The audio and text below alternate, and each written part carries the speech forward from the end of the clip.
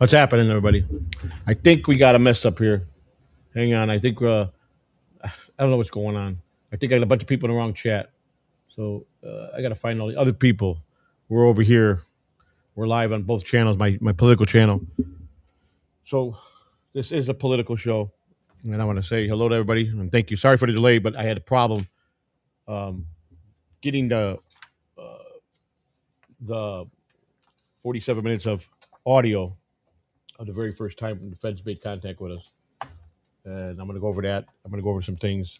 Supertips.gg/OEC is up and running. I also got here. Listen, I really want to reach out to you people right now, and I want you to understand something. I'm all in on this.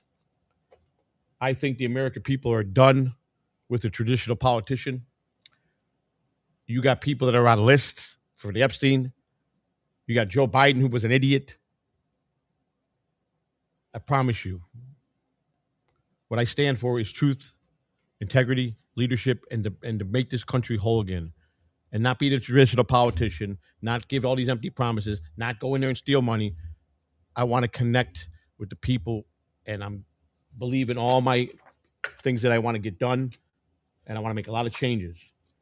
All right, I'm running the grassroots. It's very hard, so if you really want to help and you want to donate small donations to the campaign, which goes into the where, and I even today I got my bank account where if you donate to that, which is the FCC, and the bank accounts in Washington, it's used by all the big um, people that are running for office. It specializes in campaign funds, and it's very difficult. I gotta put a requisition in. Two people got to sign for it. So I have to get an accountant when I get to that point. But David said, be grassroots, small donations, it'll build. My projection is 6 months to have 50 to 100,000 hours in there, so I can start getting the road. Um, because we already started getting the signatures in Florida, and I'm pretty sure James Sardini, my vice president, has got things in the works there. Plus, we got some people that are helping there. I got some people here in Illinois. My family's going to be doing that. So we're starting to make ground here. I'm contacting all the all the election offices. I'm all in. I don't care what anybody believes. I'm going to fight. I want this bad. You know what? I'm going to fight because we're going to do this. Because you know what? People are tired of listening to the traditional politicians. They don't want to hear it no more. This country is $33 million in debt. $33 trillion in debt. Sorry, $33 trillion in debt. Okay, you got presidents that are on this list. These are the people we trust. They stay. I'm not rich. I'm not a politician. I'm an average Joe. I've been to prison. I've been on food stamps. I've been homeless, and I was an addict. These are real stories that I have lived. So that's why by prison reform, I know from the inside out. You understand? I really could make a difference with this because I want to lower recidivism. I want to lower crime in this country, and I want to fix what's broken, and everything's broken. So, um, briefly, this is something that I'm working on now. It's the restored American policy. I'm just going to read a little bit of this. I just put it into ideas today. So, um, again, don't go going on me. AI this, AI that. Listen, all he is a tool. Is I type in what with my crappy spelling and my crappy way my sentences. He diapers it and he puts it into clean paper for me so I can understand it for myself. These are my words. Everything is my thought. Okay. So section one purpose. The purpose of the act is to restore integrity, operational order, transparency, and accountability to the United States immigration system through enforceable border standards, expedited legal processing, workforce modernization, and independence, humanitarian, sorry, humanitarian oversight mechanisms. That's the first thing. We gotta stop treating the borders like it's a revolving door to come in. That's the other problem we do. We help other countries. We don't got no time to do that. We got to fix us first. And these are all things that I want to do. And I don't, like I said, I'm willing to go any way I have to go to get the corruption out of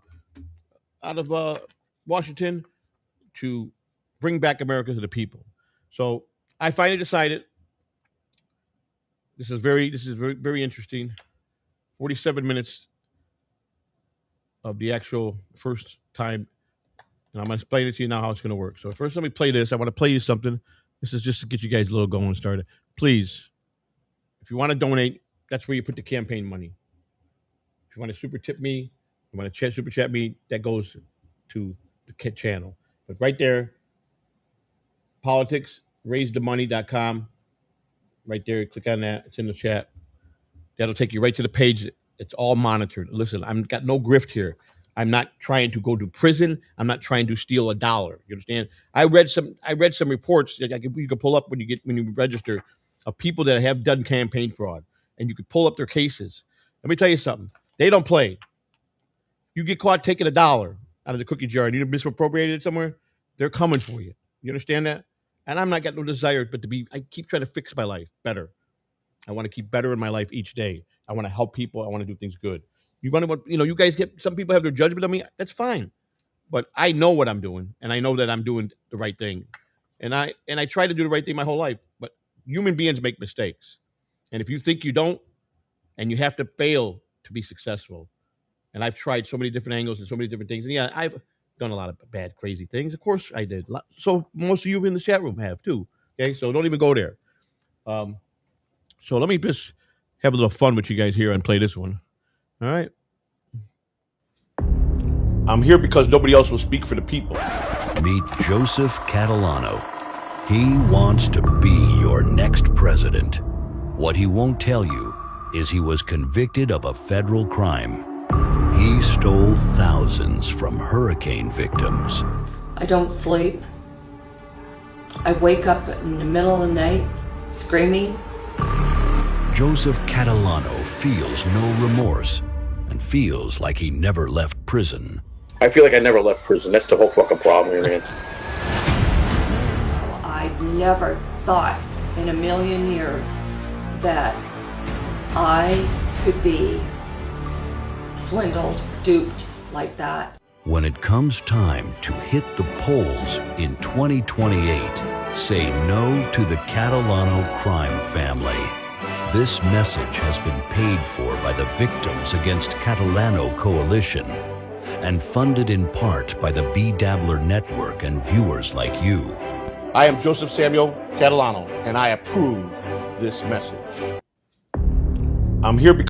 All right, that's just a little fun. I get a kick out of some of that stuff that's being made. I do want to, before we go into the tape, and I'm really glad that people are here because let me explain this a little bit. So they originally came January 30th to my house, knocked on the door. I could tell by the knock it was the police. I didn't know it was the feds. And so I, aggressively went to the door and opened the door, and there's two plainclothes guys, and they looked really dorky looking. So I didn't think they were local cops. I knew right off the bat, I saw the way they were dressed, the way they looked, that they were some type of federal agents, because local cops don't dress like them. You know what I'm saying? Even local detectives. So I knew that. So, go through the speech, and, of course I lied right off the bat to him and said, Christina doesn't live there. We're separated. Okay. So he goes, here's a card. If you can get a hold of her, it's best that she contacts us. All right. So boom, boom, boom, they leave. And I go back in the bedroom, and I told her what's going on. She goes, what do we do? I said, I go, listen, they just want to talk. It's not going to hurt to listen. We'll listen to what they're going to say. If we don't like it, we lawyer up. You lawyer up, plain and simple. She goes, all right. So she called. She left the card. She called that night, and they arranged to come back the next day, which is the 31st. Now, that's what I have. That day's interview. That's the day that I got aggressive with them, and I almost got in a fight. That's when they handcuffed me. That's when it got really ugly. The tape is pretty brutal. I was pretty brutal. And I got all my discovery. The discovery is about this high in paperwork. They followed us around for like 2 years. They got pictures every place we lived, every place we went to. They were the whole time. I always felt this, even though I was high and paranoid. I felt that the feds were following us, and of course, people tell you you're high, you're fucked up, go get to sleep. But I wasn't fucking paranoid because I felt it, and they were. And it turned out that I was right. Again, I'm just as guilty as Christina, except because I didn't. If I wanted to stop her, if I really wanted to stop her, I would have. And two, I spent the money with her, even though I didn't cause none of the actual part of it. When I found out, I was very upset. I tried to stop it in the beginning. There's no talking to her. So, you know the old saying, she's my wife. I gotta protect her too. You can't beat him. You got to join him. And a different time in my life. I was on the hustle. That was going to be quick 10, 15, 20,000. I could gamble. I could go to the casino. I could go, get high. I could go on vacation.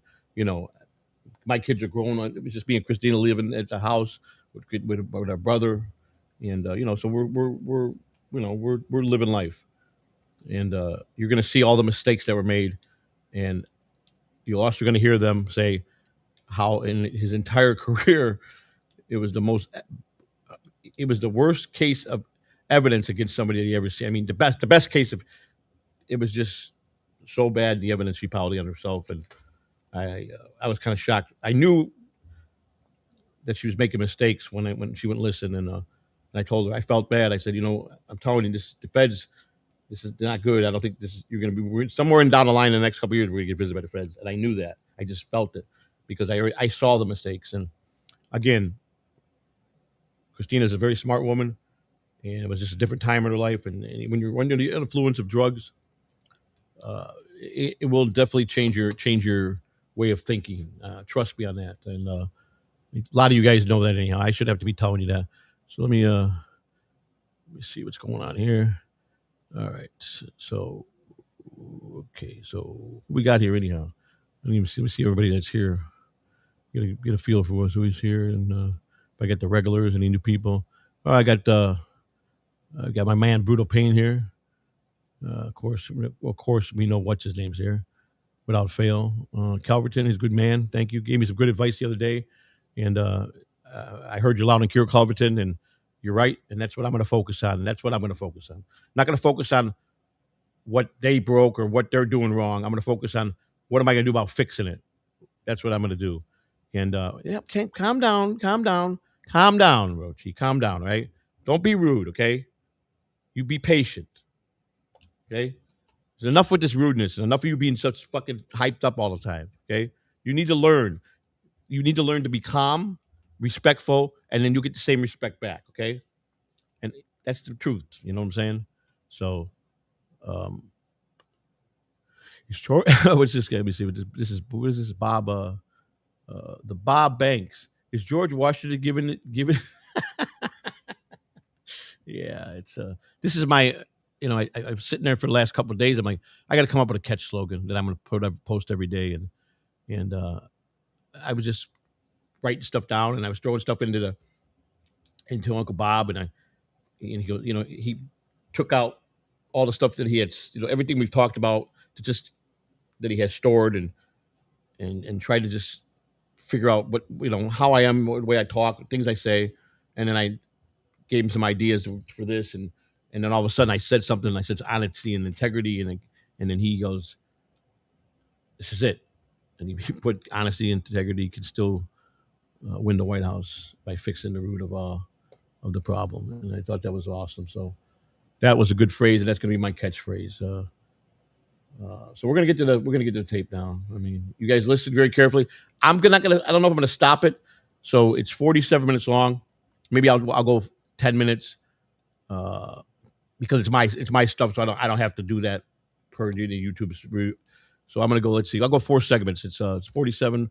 So I'll go 12, 12, and 12, and then 11. Okay, how about that? Does that sound good? All right. So here we go. Let me get over here. Where am I over here? So let me just real quick. I wanted to say hello to a couple people.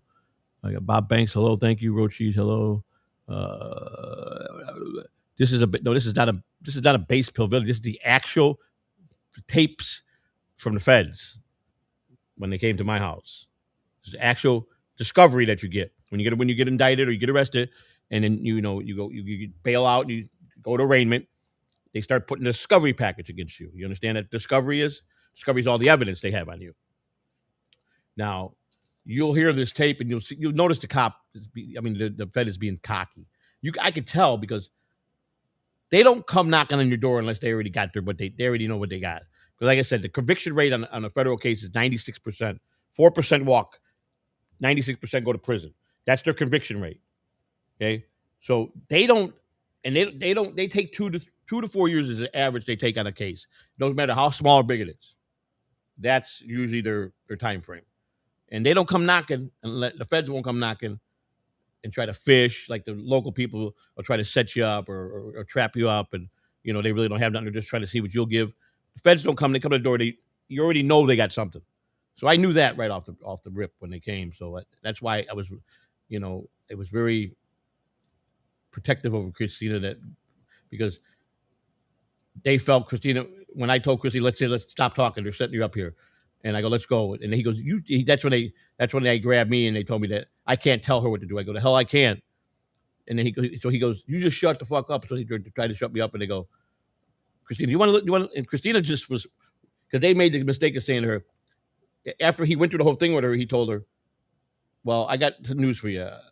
I'm not here just because I'm here. I've been investigating this for 2 years, and I'm going to show you everything that I have that's 100% solid as evidence. And she kept saying, well, and then who told you this? I'm not telling you. I have to tell you that. Blah, blah, blah. And he goes, I'm here to give you a chance to confess, so I can go to the federal prosecutor and tell him we talked to her. She admitted everything, and then he said they might have not pursued it.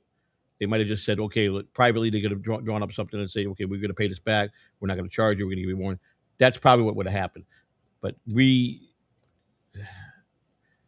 I said lawyer up, and she thought she really was going to beat it because she didn't think the evidence was strong enough. But after I saw what he was showing, it was pretty strong. But so that's why when you saw the video the other day by Catalano Network of the actual court proceedings of us in court when we did our change of plea on November, whatever day it was, 10:30 in the morning, that's when both our lawyers advised us to, if you go to trial, you're going to lose and you're going to get the backs. You're going to get 5 years. She's going to get 30 years.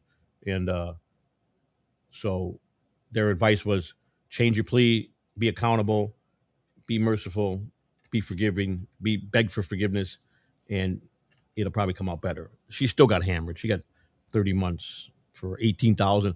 There were even the judge. He goes, how much was it? They go $18,000. He goes, what?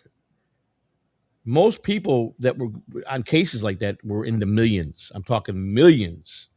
And it was like so little. It was like they couldn't even believe they made it. But you'll see why I got myself in it fucking too, because of course my mouth couldn't get me. My mouth gets me in a lot of trouble. So that's why I got indicted. But you know what? I'm not going to say I'm not. I'm just as guilty because I spent the money and I didn't. I gave up trying to stop her. So so it doesn't matter if I was charged with the fraud or not. I still took responsibility and admitted that she's my wife and I spent the money. So, all right. So let's play this now. Get to this. All right. So here we go. Here we go. This is Special Agent Lou Billier, Department of Homeland Security's Office Inspector General. I am here with also Special Agent John Fields, and we are here with Mr. Joseph Catalano. Well, I don't feel comfortable going in the backseat of the car. She's not going in the backseat of the car. No. Okay, so. No, just on the outside. Just so we can show the documents on the trunk, because there's no place to do this. We are also here with Miss Christina Catalano. We've confirmed their identities with their driver's licenses. And it is now currently approximately 11:46 a.m. on January 31st of 2020.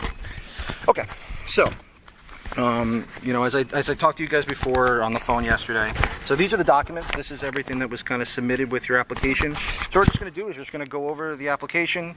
You're just going to tell me, what happened, and that's it. So basically, real quick.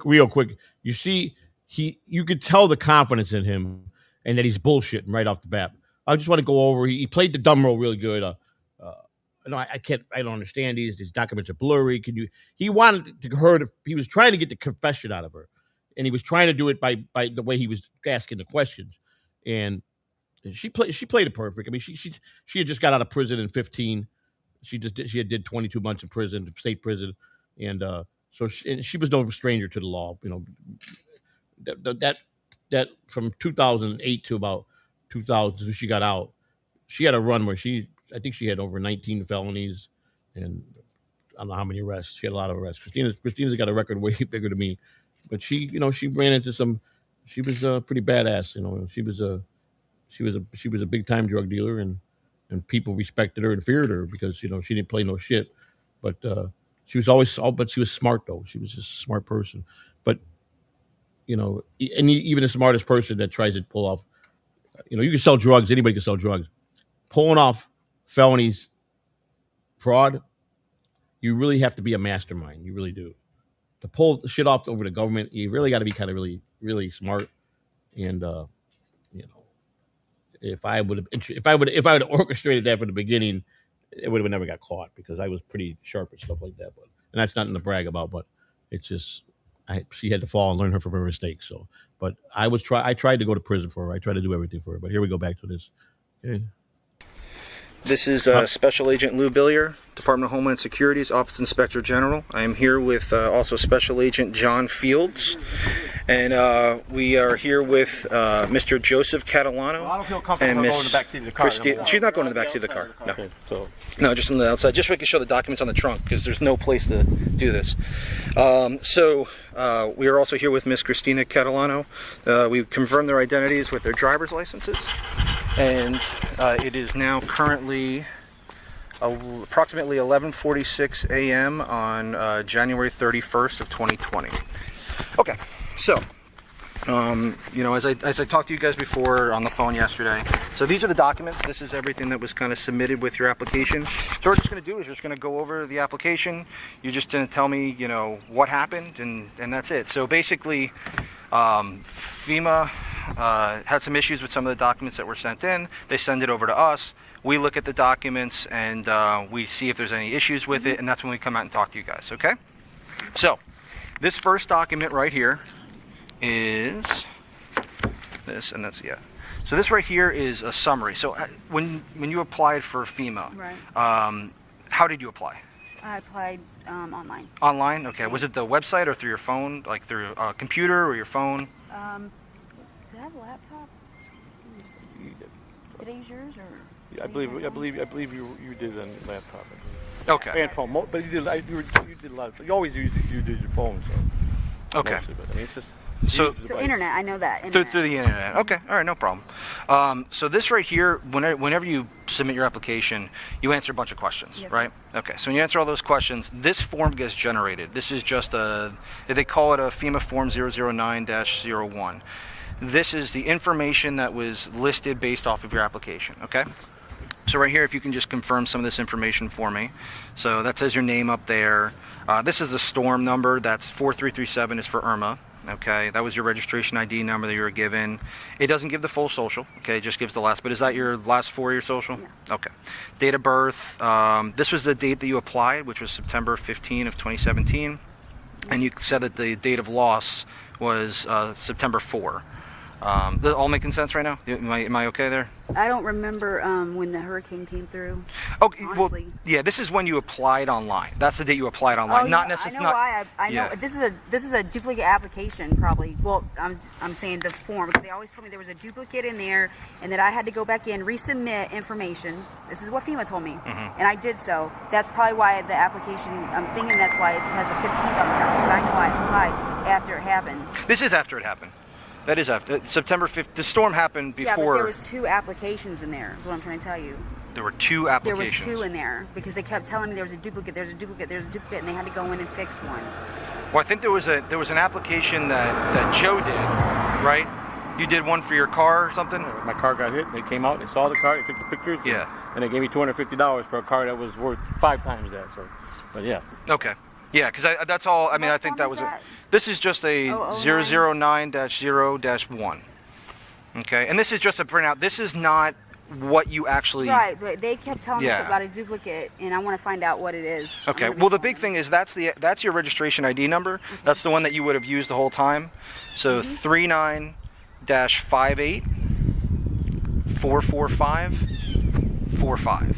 So everything that you put in for that application would be here. That would be this one. Oh yes, Calvin. That's exactly what I'm saying. 39-58-445-45.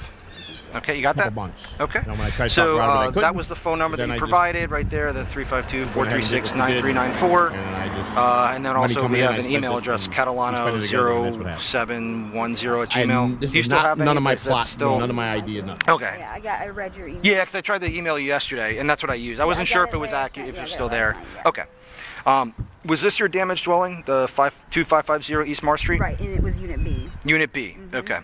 All right. So Unit B, you said damaged dwelling. You were renting a mobile home, and then it was damaged, and you had emergency needs. There were food. I know you had. It says you here for the home damage, but I know you sent in other documents, and we'll go over that. That basically you were claiming that the property was damaged, correct? Debbie Bond, the lady that came out, the inspector, she seen it all. So I don't know why it's not in there. No, wait a second. Let's get this clear. This mistake. The damage was to her her trailer, not the property of where I was renting. She had the RV and her own dwelling on the property. That's Okay. why That's what was the damage. And she sent in letters that said that afterwards. We're not claiming that 2550 Mars Street was. I know. I never put a claim in it. No. The trailer was parked at 2550. Right, but it Mars. was in the You right. see, In- I don't in know the if you've been back. out there, and I'm sure you have been. I mean, I'm not stupid. I know you guys have got all your answers already. So, the house was in the front yard and a big backyard, and she put Not that a trailer. because I get it. we were going through separation. So. Okay, I get it. All right, so damaged dwelling. So I'm just going through this document though, and I understand that later because right here it said that's what you put in at first. You put 255, Well, but then and later on you explained it in the letters Right, that they it was. kept telling me to, and if you listen to the phone conversations, you'll see where they told me, and I called in a lot, and they told me to make sure that I add B on every time I call in. Yeah, So- because you told them that there was a property in the back, right? You said that there was told a. her She had They her addressed RV it. on Yeah. the property in the back of the house Okay, that all her right. husband was renting. All right. So that's this here. We said, that here's your registrant, and these are other people that were also that you put down Right. for the one: Pedro Santiago, Savannah Crum, and Kevin Horn. Right. Okay, and those are family members. Daughter, brother, and Which one? I'm sorry. daughter. So Savannah is your daughter. This is her baby's dad, Okay, Pedro. who doesn't work. Okay. And and that's my mentally handicapped brother. Okay, that's Kevin Horn. Okay. All right, so that's this document. Now this right here, this is when the inspector came out. So do you remember this? And you signed this document in front of him. You signed it on a pad though for him. But this was is the lady that I seen. Oh yeah, I'm sorry. Yeah, it's a female. Okay. But this was the document. This was just the going over everything. That was when they came out for the inspection, and you talked to them. These are so basically, like I was saying before, there's a lot of documents in here. They're hard to read. Okay. It looks like I guess you took pictures of some things. You were were you taking pictures of some of the documents? Well, see, in my trailer, I didn't have like a printer and stuff, so or a copy machine or a scanner, fax, whatever. So I'd have to do that. You took and you could tell, and that's why it's kind of difficult to read some of these documents, which is one of the reasons why we're out here because we can't really read some of these things. Okay, so we're going to go through these. So this one right here is just your driver's license. The wind is getting a little bit more. Let me do this. Put this there. So right here. Okay, here's the first. What do you one. say about banks? I'm the one that So, don't. this Is that right what you're here, saying? just to confirm. Tell me what this is. You're right about that. It says it's from Keith Scott Enterprises. Energy, because I've worked all my life, pal. Looks like a repair estimate. That is, FEMA wanted, what did they want, an estimate on the trailer? I know. They wanted an estimate on the trailer, and they said that What it would cost to fix it. They said, here's what I was told, and you can listen to the conversations on there. They said it doesn't matter. She said, look online. This is what she told me, okay? I said, well, that doesn't make sense. She said, look online, see what one would take to cost since it was unrepairable. My trailer was. So she said, get an estimate of what it would cost. Okay. Mm-hmm. I said, from online. And she said, yes, I want you to listen to these calls. Okay. Okay, really? Let me tell you And something. I said, so The just fact that I'm being look online, transparent on literally, and everything in see my what life a is new just one would for- cost. But then you Remember I was telling called something about that? companies, and this guy Right. guy. So this is 100% on the Keith up and up Scott, the last couple of years. Did I have my People key up? change. Huh? We all lie. I Don't have sit my there and key think you have never lied. Because if you say that, then you're lying right now. I'm trying to think why. That's the old me. He's got to be on here for some reason. And I'm being transparent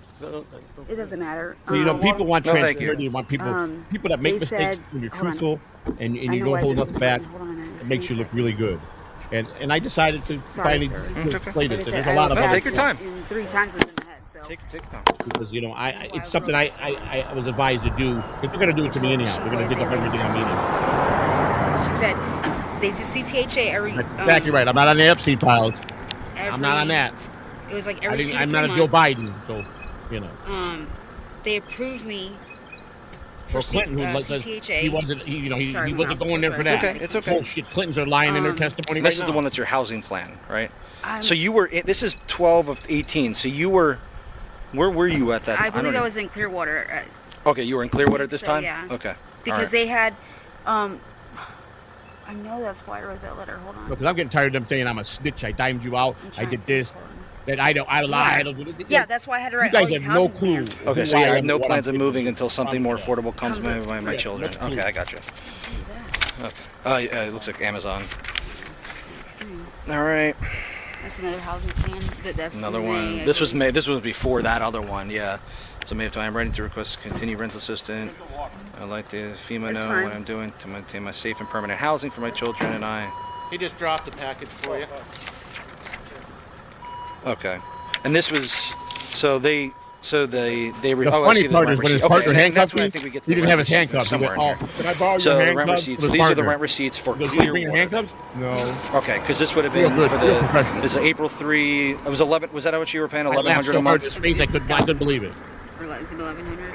I see 1,100, but I mean, looks like 1,100 on each one of these. It was 11. Okay, so 1,100 on Clearwater, This and guy it is says married please see to my his rental wife's a receipts. federal prosecutor This I have. in Orlando. I don't know what this is.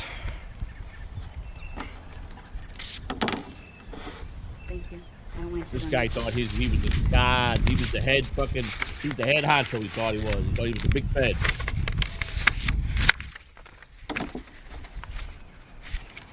Okay. These came together, I think. So I don't know if it has something to do with the travel trailer, but we don't know what that is. I believe that was the bill of sale. We don't know. That was the bill of sale when you That's what it when you looks bought like. the They travel don't know trailer. nothing. Yeah. So who did you buy it from? And here I guess it says Crystal Jacobs. That's the one from Crystal Jacobs? It looks like Crystal and Anton. It was Anton's too. 25155. We showed you who Anton was the other day when I showed my buddy that was in prison for Anton? life. George is his George real Jackson. Okay. Anton George Jackson? name. George George Anthony Jackson. Jackson. They call him Anton. Okay. Um, And he was what with Crystal Because I just saw you on Yeah. this one. This one I can read it. Yeah. But I can't read. I At have the no idea what that time, one they, says. they were together. I don't know what's going on anymore, but I don't think they're together anymore. But that's who I got the travel trailer from, and that's I believe what this is the bill of sale. I thought I resubmitted that. That's the only one that we had. That Yeah. is or at least the best copy of one that we have. Here. Yeah. So this was a. I'm sorry. You said Bill of title sale. or bill? Okay. Bill of sale for the travel trailer. Right. Okay, and that's going to be with this one. Right. Okay, so that's a 2000 fifth wheel travel trailer. I'm selling this in the amount of $18,000 for $500 a month. Okay, making first payment 2015. So this was from 2015. Okay, on 3/5/2015. Okay, she'll remain to pay until the above is paid. Okay, and that was the address where you live, I guess. Yeah. 151 Estates. Okay. So that's this. Now this was the travel trailer. These are the pictures you said. Was this the damage to the travel trailer that you had? Okay. So these were both damaged, these are multiple. There are multiple pictures that you sent in. Yeah, it's not one picture. Yeah, and this is the travel trailer that you took pictures of in your backyard or something. Okay. So this was from the backyard. Now. That's where Mike. I apologize. Okay. That was Mike Murphy and Joe Bruno. Okay. So do they This is where it both gets work for this interesting. company? I think this guy does. Which one? Joe. Joe Bruno works for J&B. Oh well, is that the I'm J&B? thinking. That's what I'm thinking. I'm like looking at it like think. I didn't know this had. Okay. This was a And then surprise to me when I Mike saw Murphy this name works there too. merge I with don't the paper. think This Mike one works threw me off. there. Okay. I didn't know how to react. Okay, but this I is the just gave her a company look, I that go, "Oh my took God." the. That was That my accepted alias. the scrap. Okay, so they took all the scrap. They came to your house, took all the scrap, took They it didn't off. come to my house. They took it there. They took They hauled off the whatever trailer. was left, though. Right. and Okay, they- but so where did they get it from? From the house, though, or what do you mean? Like They got the scrap from Now me. it's not an alien. That's what I'm saying. Right. That's what I mean. They came to the house, picked up the scrap, Right. and then they took it off somewhere. Right. Okay, all right. Just making sure. So it's Mike Murphy, Joe Bruno. All I did was take my mother's maiden name. This one's hard to read. Dear FEMA. I understand. I'm trying to my best. When I was on the run back in the 90s, I had a license in Yeah, that please, name. go ahead. But if I got pulled over for speeding or any traffic violation, they didn't know it was me. So I would just get a ticket. They would let me go when I had warrants. Appeal for my trailer I was always ahead of the police. When you got cops in the family and stuff like that, you learn to get it. You learn writing to them a letter stating what learn that how to was stay right ahead there. of them. So. What the letter was? The Right. Joe Bruno letter? Yes. Okay, all right. And then there's nothing on the back of that one. Joe Bruno's not a nice There's another guy. one that's kind of hard to read. To FEMA, I'm sending this letter in response Okay, to they the inspector at the location, Unity, yeah. Okay, I know what that is. That's when the last inspector came out. Because I reappealed it. I appealed and appealed and appealed. And they sent another inspector out, and she was nasty. And I couldn't get from Clearwater there. And I asked her if I could meet her at the Dunkin' Donuts because I didn't feel comfortable going there. Okay. And she was nasty. So I wrote and I told them about it. That's what that letter is. Okay, I'm just reading the end right now. They wanted to get into detail, but it's pretty gruesome. My life completely destroyed, as well as my life has been turned upside down due to not only Irma, but something very bad happened to me. I do not wish to go into details as the... Stephanie, that was the lady I talked to, ID number. Oh, okay, told me. I did not, That's okay. Basically, she didn't tell me. She told me I did not need to go into details, explicit details. Okay. All right. So this was talking about that rep then. Okay. I think this is also the back of it too. That might have been the more request. No, it's okay. My home was destroyed. I would like to replace it. What? Something happened to me can never be repaired. Okay. This right here. This was. I'm assuming. Tell me if I'm wrong. Was this the lease for the Clearwater? This looks like the one for Clearwater, as far as I know. In fact, I think it says. It looks like it says. I see Clearwater right there a little bit. So this was the lease for Clearwater, correct? It looks like it, but that looks like my daughter's name. That doesn't look like Clearwater. There's an S right there. I think that's the property name right there. That's the property address. Sorry. The name's up there. I see right here. It looks like a INA Catalano right there. INA Cata. But I mean, it's hard to read. But I mean, I think it keeps going. I can get better documents and give them to you if you want them. Well, let's just see. So just for this at least. So there's so 1100. Okay, there's the 1100. Then here it keeps going. Conditions of sale. So this was all the lease for Clearwater, correct? Right. And this is a copy of it as well. So it's just another version that you sent in. I know they're kind of hard to read, but That you probably got two of them because I had to resend it. That one because of this, I think the darkness, and I don't know if it's the same thing. yeah, that's what I'm saying. It's hard. It's hard to read these. Okay, so then keep going. If electric bill runs over 150. Okay, so all right, Melba Serpa. Who was that? She was the lady that I had to pay the rent to Clearwater for. All right, so she's the landlord for Clearwater. Mm-hmm. Landlord for Clearwater. Okay. And then this is you. So there we go. Yeah. So there's your signature for this one. Okay. So this is all then the lease for Clearwater. Am I correct? Yeah. Okay. All right. This was a document. What you said before, you said you needed paper. I assume this is the same thing because it looks like it's the same back. So you can mark it out. So this has nothing to do with. No, Okay. All right. Schoolwork. It looks like glossary terms. Yeah. Yeah, okay. And then this right here is, that's just another copy of that same one. So this was also the lease for Clearwater. Yeah. Okay, so now we're almost done. These receipts right here, okay, so these were for Clearwater. Yep. At least that's where you put them under. So these are the Clearwater ones, correct? Yep. All right, so these are all rent receipts for Clearwater. That was Melba Serpa. Mm-hmm. So she signed all these. And am I correct? She signed all these? Okay. So she signed all these, and this is all. Sorry, I can't even read. This is where it gets ugly. I think it's this page. This is where it starts going bad right here, real bad. July. Oh, you're right. Oh, sorry, you're right. Yeah, July and then August. Okay. Like So I got July and tons August. to listen to him That's- play yeah, dumb. that's your right, Like, July, like I was supposed to okay. be dumb and fall for So the then trap. today's July. See, here's another one of that form again. That Yeah. same form. Hey. Okay, so July 11. This was the same thing. Okay. And we'll keep this here. Now, this was sorry. So this is also Melba Serpa, right? Clearwater. Yeah. So she signed all these, correct? Yeah. I Okay. mean, her signature. Yeah. This was all hers. And that's April 3. So it's April, May, and June. another May one here too. April, May, And then that looks like May 7, May 3rd. 3rd, and then April April. 3rd. Okay. I think that's like these two are copies right here, I think. And then He what thinks, is this? thinks he did a Oh, lot we of went over thinking. this one already. This was another copy that you sent in, I Right. guess, because you talked about this one already. All right, so November 2018, December 2018, January 2018. These were all the receipts for Clearwater because Melba's on there, correct? And the address on there should be. Address. It was on the other one. Is it on this one? It was on the other one. Here, it is this one.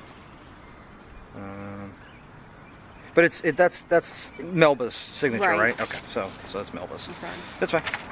So that was the same thing. This, I can't even really Sorry. read that one. Yeah. Okay, I was awarded. Okay.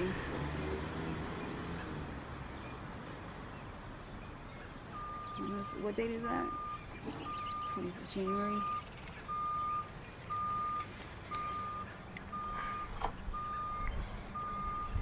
Just to get my images.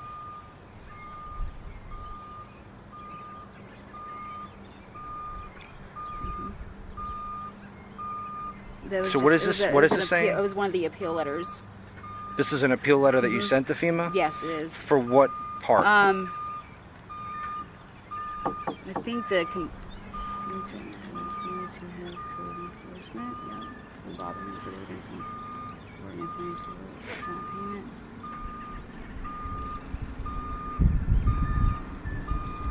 This was, I know it was an appeal. If you're not sure, don't. I am not. I want to Commit say. to the I don't want to say That's something fine. wrong and then it not be. And That's then fine, and that's why, and you can tell wanna say- I'm having a hard time reading this too. I mean, it's very difficult to read this one document. So, I mean, I don't want you to say anything wanna that you're say it not was sure. maybe I'm an just appeal. Curious what it was. I want to say it sounds like it because it has to be a total loss appeal maybe. Okay. The All right, first like, one to go but that's to- fine. That's like, if you don't know what it says, then I agree. I don't want you to say anything. all You know, right. yeah. If you don't know Lawyer. what this is, and I think these. Might be the same. Yeah, let me check. So this one, I think. All right. So yeah, here's more of the receipts. This is, I think, the same receipts that we saw already. Yeah. Yeah, January. So November, December, January. It looks like you just sent them in a couple times. Okay. Yeah, because if they say they didn't receive them or something, or they send me a letter stating that they didn't get them, then I'd have to read them Now, what is MM? month to month. Month to month? Oh, okay, okay. All right. So this one was 900. So We already had that one. we went over this one. Well, why is this one two? Oh, this is all right. So this was your first and last month Right. for when you moved in. Correct. All right, so that's first and last. This is the deposit. So now, 'cause I was wondering why the dollar amounts are different, because you have 900, 2200, then 1100. All right, so this was the March 3 to April 3. That's the first month, last month, and that one's a deposit. Correct. Okay, and that's all the month to month, and that was Melba Serpa. I got another one here.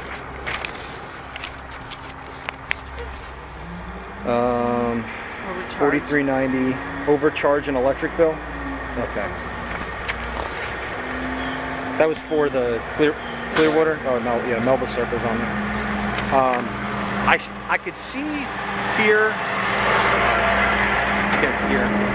I could see here that it says like the Serpa, but I can't tell what the rest of this is. Is this a rent payment?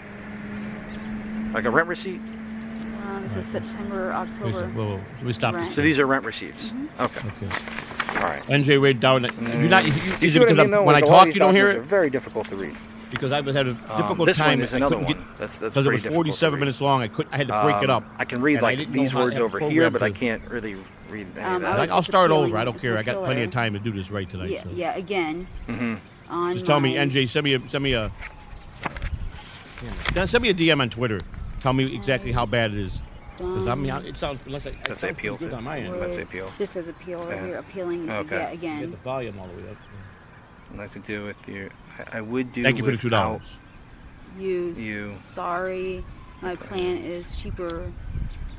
Being the Something. Does it say dad died recently? dad died recently. Your dad died? My dad, yeah. Okay. Yeah. Happened to me. Another lie. If possible, I can get this done. Okay, recently. See, yeah, this one's kind of hard to read. I mean, I could reprint them or whatever if he has need to. Well, this looks like it was written. In the No, clink, they we reprint already it, went to the like, on, clink. like, you know, if I You had understand? We already Oh, did on the accountable. phone. We already Okay. did our Line time. or whatever You it was. understand that they can't put you Alright. back in for But I the don't same know if I crime? get any different You know results how that or works? not like that. You know what double Here's jeopardy the is? last page too. Put this all together. This thing keeps flying everywhere. Okay. Oh, damn it. Because it's going to come out anyhow in the election. This right here, Habitat I'm getting ahead of it. Habitat for Furniture. Human. Oh, it's furniture that you bought. Yeah. All right, so you bought Why do you this care why I'm playing for this is the Clearwater address. I can see that part. I can see so Clearwater address. So you bought the dryer and everything like that, and this is all stuff for the Clearwater address. Yep. Okay. All right, and this is all sent to FEMA. Now this one too. Yep. This is another one right here. Yep. Who's this?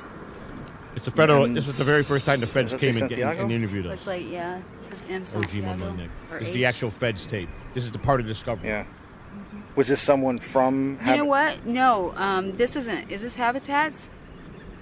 This one says Habitat. The other one, that one's. Hey, it NJ looks like Range, it you was- want to come Yeah, on? it does Want to say come on with me? Habitat The other one doesn't. Want me to send you the I link? don't think. Oh no, this says Habitat right there. I wrote You're right. that there. Okay. What about you, OG So this Mama was Nick? there. Oh, you know what it was? Because what's his name? Mommy worked. His mother worked there. Who? Pedro's mother. That's why it says Santiago on there. Okay, so this is a receipt, but this is stuff. Or that she volunteered. you- I'm sorry, because she's trying to get a house. That's what it is.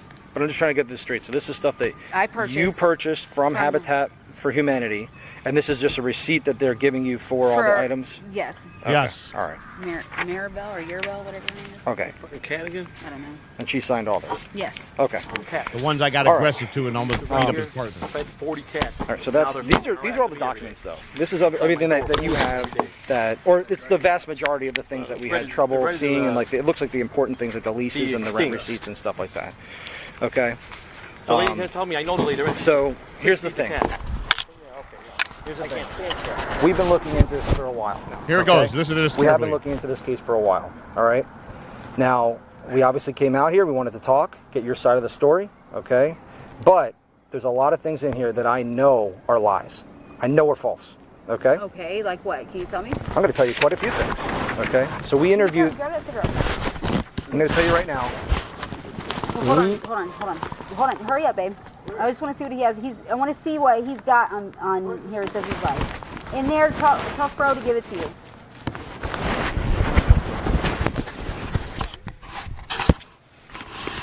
No, I got a lighter.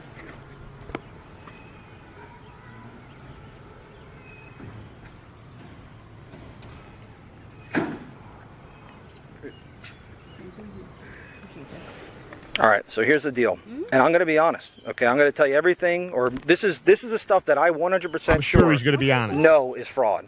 Okay. Wait, hold on. No, let me finish. Okay. I'm going to finish. I gave you a chance to talk to all your stuff. Okay. So here's the deal.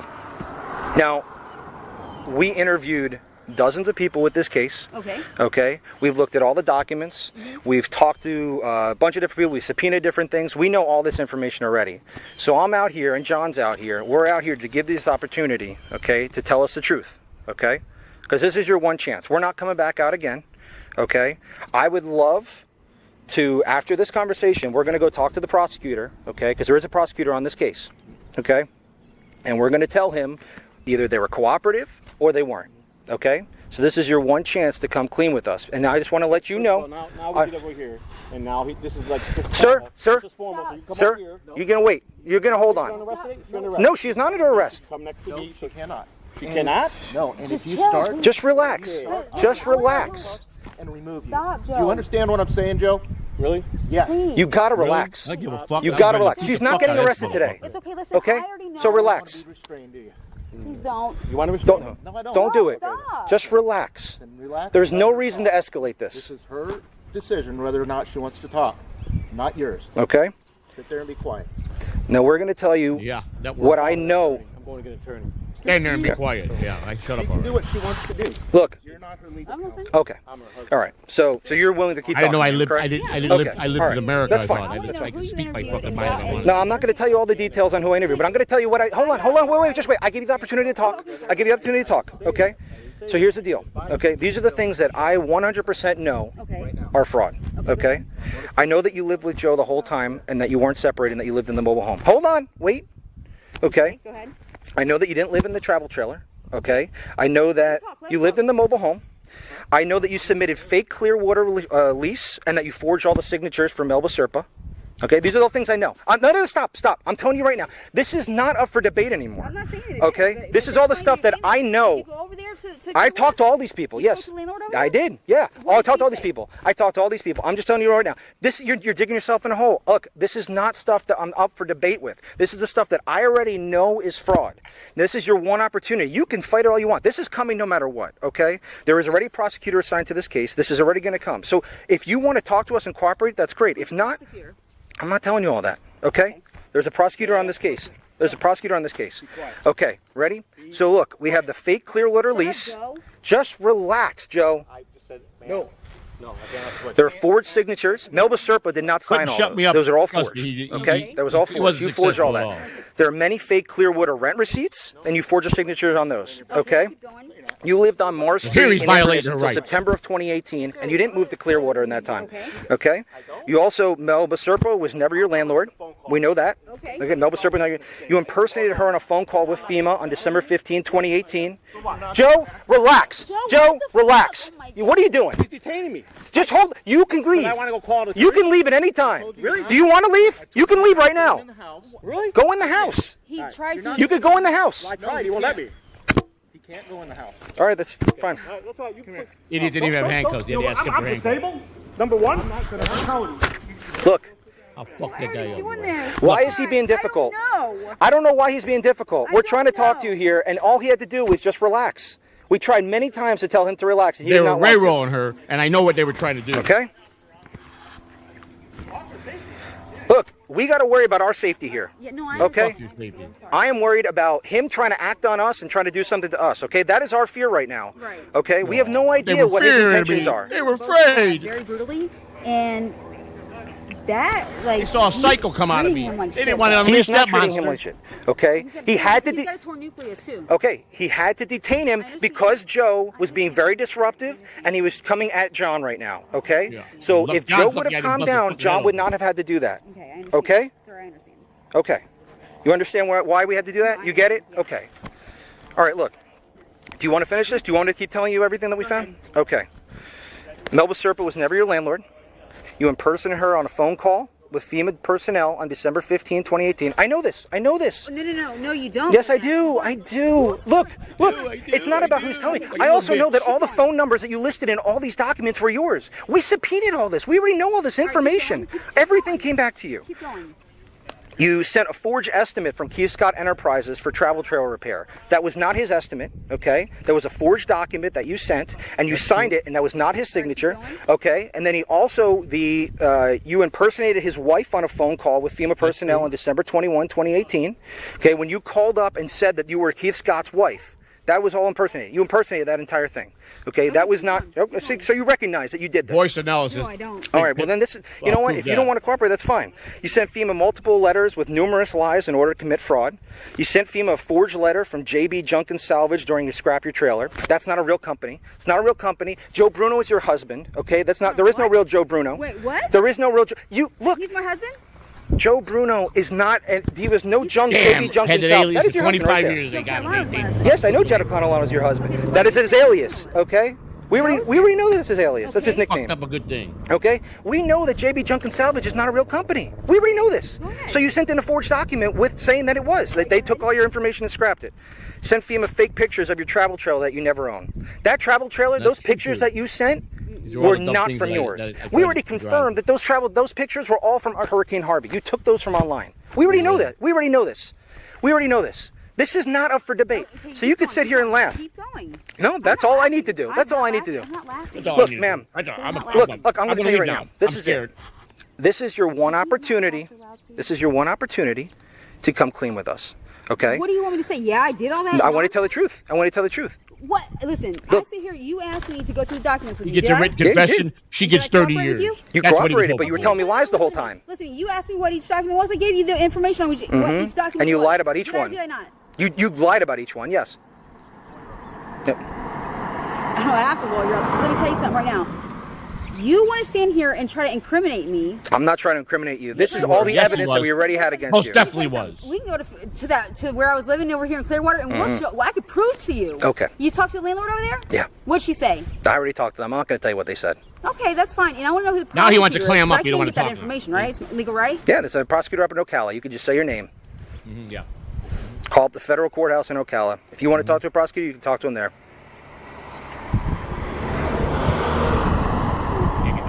And you can't give me his name? Nope, you just call the United States Attorney's Office. Call the U.S. Attorney's Office, tell them your name, and then they will direct you What to a a prosecutor. fucking joke.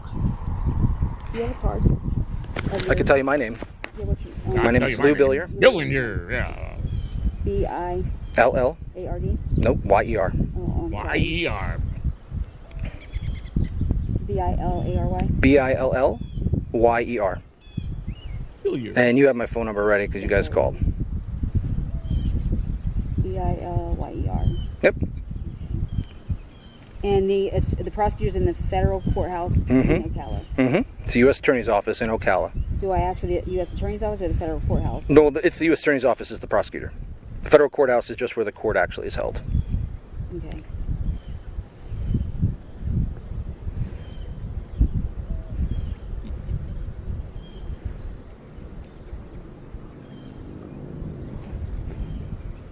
This is your chance. This is your chance. Come confess. Write I'm it just down. saying you should just think about what you're doing here. Yeah, you should think about it. Yeah, listen to me. I'm the one that's I'm gonna get you 20 years. instead of Just 5. realize we've been running this case for over a year. Yeah, more We like already 2 know years. all the answers to this stuff.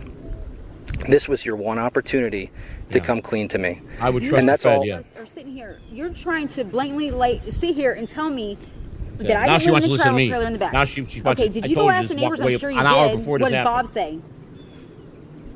I'm not telling you what any of the What neighbors said. Because it matters to me. But I can't tell you what any of them said. Yes, you can. I can't Yes, tell you you. can. What is it called? To face the accuser? Right? That's You your don't choice think how you want to go somebody All she had to forward. say was lawyer up and name Say, with slander my name and say I did this or I didn't do that. I know damn sure I did. Okay. Oh, you can laugh all you wanted to want. I'm know not what they laughing. had on her. I am not laughing. She This is a could- very we no. could- I'm not. we could This is figure a there was very. way out. I know that. It is a very serious matter, and that's why I'm surprised that you are not taking it seriously because there is a lot of incriminating I information take it here. very seriously. Okay. More than what you know. That's your choice. Look, I gave you the opportunity to come clean. That's it. Yeah, If you you don't did. want to, that's You fine. did. You don't have to. You don't have to. We'll But praise you that's it. now. I'm Thank you we're for the gonna leave now. opportunity. If you don't want to come clean and tell me the truth, this is your one opportunity to do so, and that's it. So you want me to sit here and tell you that? The truth. Okay, I did what you asked me to do yesterday. Did I or did I not? What did I ask you said yesterday? you wanted to see what the document said. So I told you exactly what the document said, right? That's what you said you were coming here for. Yep. And That's I what he did lied that, about right? for. Yeah, he lied. You told me what the document said, but they were all lies. You Lied. wanted from me. No, I want the truth. That's what I want. You wanted. I want the then truth. I gotta you know. said- I gotta know. Yeah, and now I'm telling you. I'm telling you right now. Look, everything you said before, I know that was all a lie, but that's Wait, what'd okay. you say? Everything you said before, all the stuff that we talked about, these documents, these forged signatures, these forged leases that you sent, it's all a lie. I know that. But here's the thing. Okay, because I'm willing. you went- I'm willing to because look I had- past that because I if had you been were to in come prison, clean so right I now had and tell me the been truth. in prison? Is No, that why? has nothing to He's do a with you being in liar. prison. You'd have Sure it never does. let No, her it off the doesn't. hook. Go believe somebody else that hasn't been in prison, No, right? no. It has to do with all the people and all the documents and all the subpoenas and all the records. No, it that has we something to do looked with at, that FEMA was stealing, and you guys covered it up. Documents. Okay, So you sent all these false documents, and the fact that you don't want to actually own up to this, that's your choice. I can't change any of that. I'm not That's trying what to this whole tell you thing to. was I just about. wanted the Why they truth, came after which I everybody already like know. But if you don't want to tell us, that's fine. That's fine. government- That's your choice. But I'm just telling you, Government's this is your boss was one stealing with his opportunity to crew. do so, because And they I'm got not coming caught, back and out. they And I'm did going to a go big talk to the investigation to prosecutor take right the heat after off of this. them. And I'm going to say either one, you know what? She made a mistake. She sent in some false documents. But hey, sir, she is being cooperative. Yeah, She's being cooperative, and I just want you to know that. I can't tell you what they're going to do with that information. I don't have that ability. Anything But what you I would've said can tell would've you is helped that I anyhow. will tell the prosecutor that you're being cooperative if you Yeah, were to own up to everything right now. But the Give a problem is confession that you're now, not good. being cooperative. You're trying to fight this. And if you're going to do that, I'm going to tell him. I'm going to say, look, she did not want to own up to it. She does not want to, confess and tell us what She really didn't have happened, to. what the truth You was. talked to her without So a lawyer. if that's your call, this has to be your decision. I can't help you with that. I can just tell you what the outcome is. You know, this is going to go forward one way or the other. So if you want to come One way or clean, the other, right? You said one way or the other. So if I sit there and say all those documents are lies, which they're not, which they are, which they're not. okay, Okay, you can say whatever you want. okay. Honestly. I'm very surprised that you're taking this approach Were you because of how much evidence we have. I have taking never no seen You I have understand? never I'm not seen as taking no much approach. evidence in a case as I have with this one I'm for not these taking for no these approach. individual Why are you assistance saying cases. I'm taking this approach when I'm not taking no approach? That you're not willing to own up to the fact that you made a mistake and that you submitted false documents and false leases and Basically, false you're rent telling me y'all receipts. don't have a case and you want me to make a case. No, that is not what I'm telling you. Is that what you're saying to me? No, I ran this case for a year. I know that we have a case. You ran it for you. So I'm just letting you know right now. That's the deal right now. So So if they thought that it was something wrong with it, this is what I don't understand. If they were fake, why would they keep paying? That's what the feds do. That's the part she didn't all right, understand. ma'am, they if you don't catch you, want they- to, they if you don't don't stop want to the work with payment. us and They let it cooperate go with us, through. that's perfectly fine. You don't have to. I'm not telling you had to from the beginning. So if you don't want to talk to us, you don't want to own up to this. I'm not going to stay He here. just lied. We're not going I to told stand her to here shut all up. He day made me fucking just put me in debating handcuffs. this. This is not up for debate. I'm done. If you don't want to tell us the truth for once, then we're going to leave. That's fine. So it's your call. Last time. Nothing to do This is with your the last truth, chance. though. It's not what you wanted. You wanted the conviction of 30 years. Are you willing to admit to it? I'm not admitting to nothing. Okay. All right. I'm sorry. Well, then we're going to leave. We're Bye. leaving. You show me he said Bye, what? I'm not Felicia. showing you any of that. But I have the right, I thought. No, you do not have a right. You have the Yeah, right. she does. You have the right to face your accuser. If you want to go to trial and you can get all that information out, that's your choice. But I am not going to tell you about who I talk to, tell you their information. They have a You privacy gotta right there discover- too. Well, And it's I'm called not gonna do that. discovery, jerk off. Okay. That's the process that's going to happen with the attorneys. You must indulge everybody you talk to and their statements. Yep. Information that we have. Very true. Oh, that's fine. I Yep. understand Two that. words you just said. So, yeah. Bye. So scared they left the recorder on. They thought I was going to run up on them after they unhooked up. They kept the little recorder on all the way until they got in the car and locked their To door. the federal prosecutor. Federal prosecutor, and then they'll make the decision when they're gonna indict you. And how does that work? Will she get local police come arrest her, or will the federal police come arrest her? We're gonna have to play it by ear. Can she turn herself in? She would have that opportunity, most You likely. guys will give her that opportunity. I don't know. I can't tell you that or not. You can let them know that if she is going to be arrested, we will go drive there and turn herself in. Okay. You need to- Well, that's recorded. I mean, it's recorded right here, so the prosecutor will know. I give you my word on that. Well, I mean, you've been very disruptive, so I can't really trust all of your words right You didn't now. like the way I talked to you? No rights have been violated. No more Okay. time. We're done. All right. I had plenty of rights to So violate. we're gonna leave now. I'm gonna keep the recorder on until we're in the car I and know, 'cause driving. you're a scared pussy, like I told you were. You two have a good day. Fuck you. That's what I told her. Oh, yeah. No, great. I'll be talking to Colonel Ferris in about 5 minutes. Okay. Okay, goodbye. See you later. What a dick. Yeah, I'm a dick. You better believe, motherfucker. You're lucky you're lucky you had your handcuffs.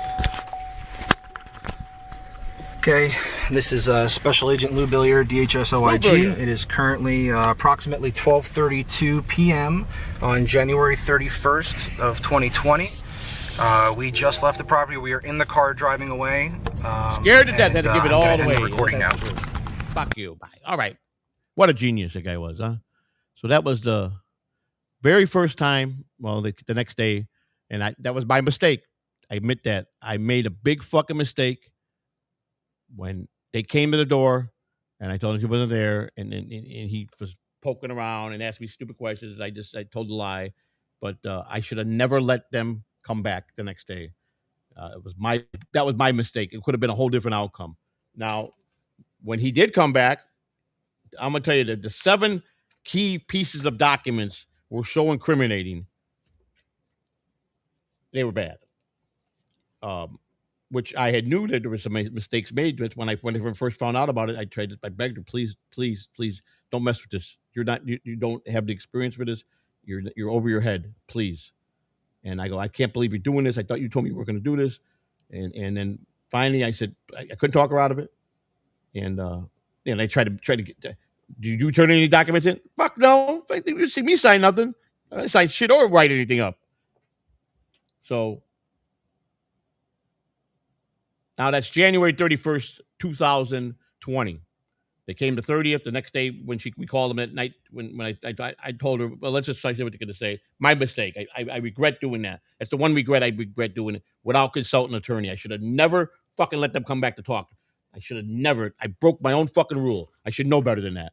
But I knew she was up. She was a little nervous, and she's never had any problem with the feds before, So I try to tell her how they're different, and they don't usually come out unless they got solid evidence, which I saw the evidence. I knew that there was enough evidence to put her in prison for sure, because she had just got out of prison. She's only been out of prison at that point 5 years or 4 years or whatever, and so I knew that they had a case. I didn't think they had a case against me until I went back and I listened to these other tapes that maybe I'll play down the road. Where I did, my attorney made me over and over and over and over listen to it, and I think it was this one where I probably told about 2 or 3 lies. Right to they knew that if I wasn't aggressive with them, if I didn't get aggressive with them, he told me he would have never indicted me, because he deeply knew when the investigation for 2 years, I was nowhere near the paper. I was nowhere near the scam. I mean, they had followed me around, me going to have a nice time in shops and restaurants, and but hey, that's if I was pulling a scam, she would be doing the same thing. So that's one name enough. But I knew there was a problem. I found the holes after I found out, and I knew that. I told her, I said, I got a bad. So when 4 or 5 months went by, and she goes, I think we're off the hook. I go, no. It was still a pandemic, number one. So I'm cruising the internet on September 7th, 8th, or something like that. And I'm going and I start looking up in the federal court, and I saw sealed papers with her name on it. Now, when I signed up for the account at the Ocala courthouse, it took me to sealed paper, but I had to go through this prompts to open it. Once I got in there and opened them, they had to come. They had to come because they weren't ready to serve him yet. They had already got the indictment. They already went to the grand jury, which was in the 9th month. Once I discovered them and knew about it, they become unsealed, because at that point I didn't find out because they served us. I found out because I went into the system, and they just happened to be there, but they were still sealed. But still was able to. When you make an account, was still able to see the case. So I opened the fucking little files, and there they were, the indictments. So now they got to officially come out and get you. So he called, and if you remember, I asked him in the tape, if you're going to indict her, just call. We'll come. We don't have to come knocking, kicking our doors in, because they had the little grandbaby. I don't want him to go through that. So he goes, he remembered. He goes, I mean, he cooled off after 9 months, I guess. He says, you remember when you asked me about if the opportunity to turn yourself in? I go, yes. He goes, I'm going to honor that. He goes, it is what it is, what happened. He says, but we don't need to talk about that. He goes, but did you get the other indictment because you're indicted too? I said, oh yeah, I saw that. So he goes, well, be here on the 10th at 10:30 in the morning at the Ocala courthouse. Turn yourself in. We'll be waiting for you in the lobby. Okay. We got there 10:15. They come strolling through from the elevator, and who was with us? I think our daughter was with us. I think my sister was with us. I don't know, a bunch of people with us. So we're giving our personal. I don't want to lock nothing up with them, because the feds, you can't take nothing with you. They throw your shit out. You're not allowed to bring your wallet. They don't, like when you go to state prison, they put everything in a bag, and you put your number on it, and you get it when you get out. Feds don't do that. They toss it. So I gave everything in my pockets, because we didn't know if once we go see the judge, if they were going to give us a bond. I didn't know that. We didn't have no money to pay. I didn't have the kind of money they wanted for bonds.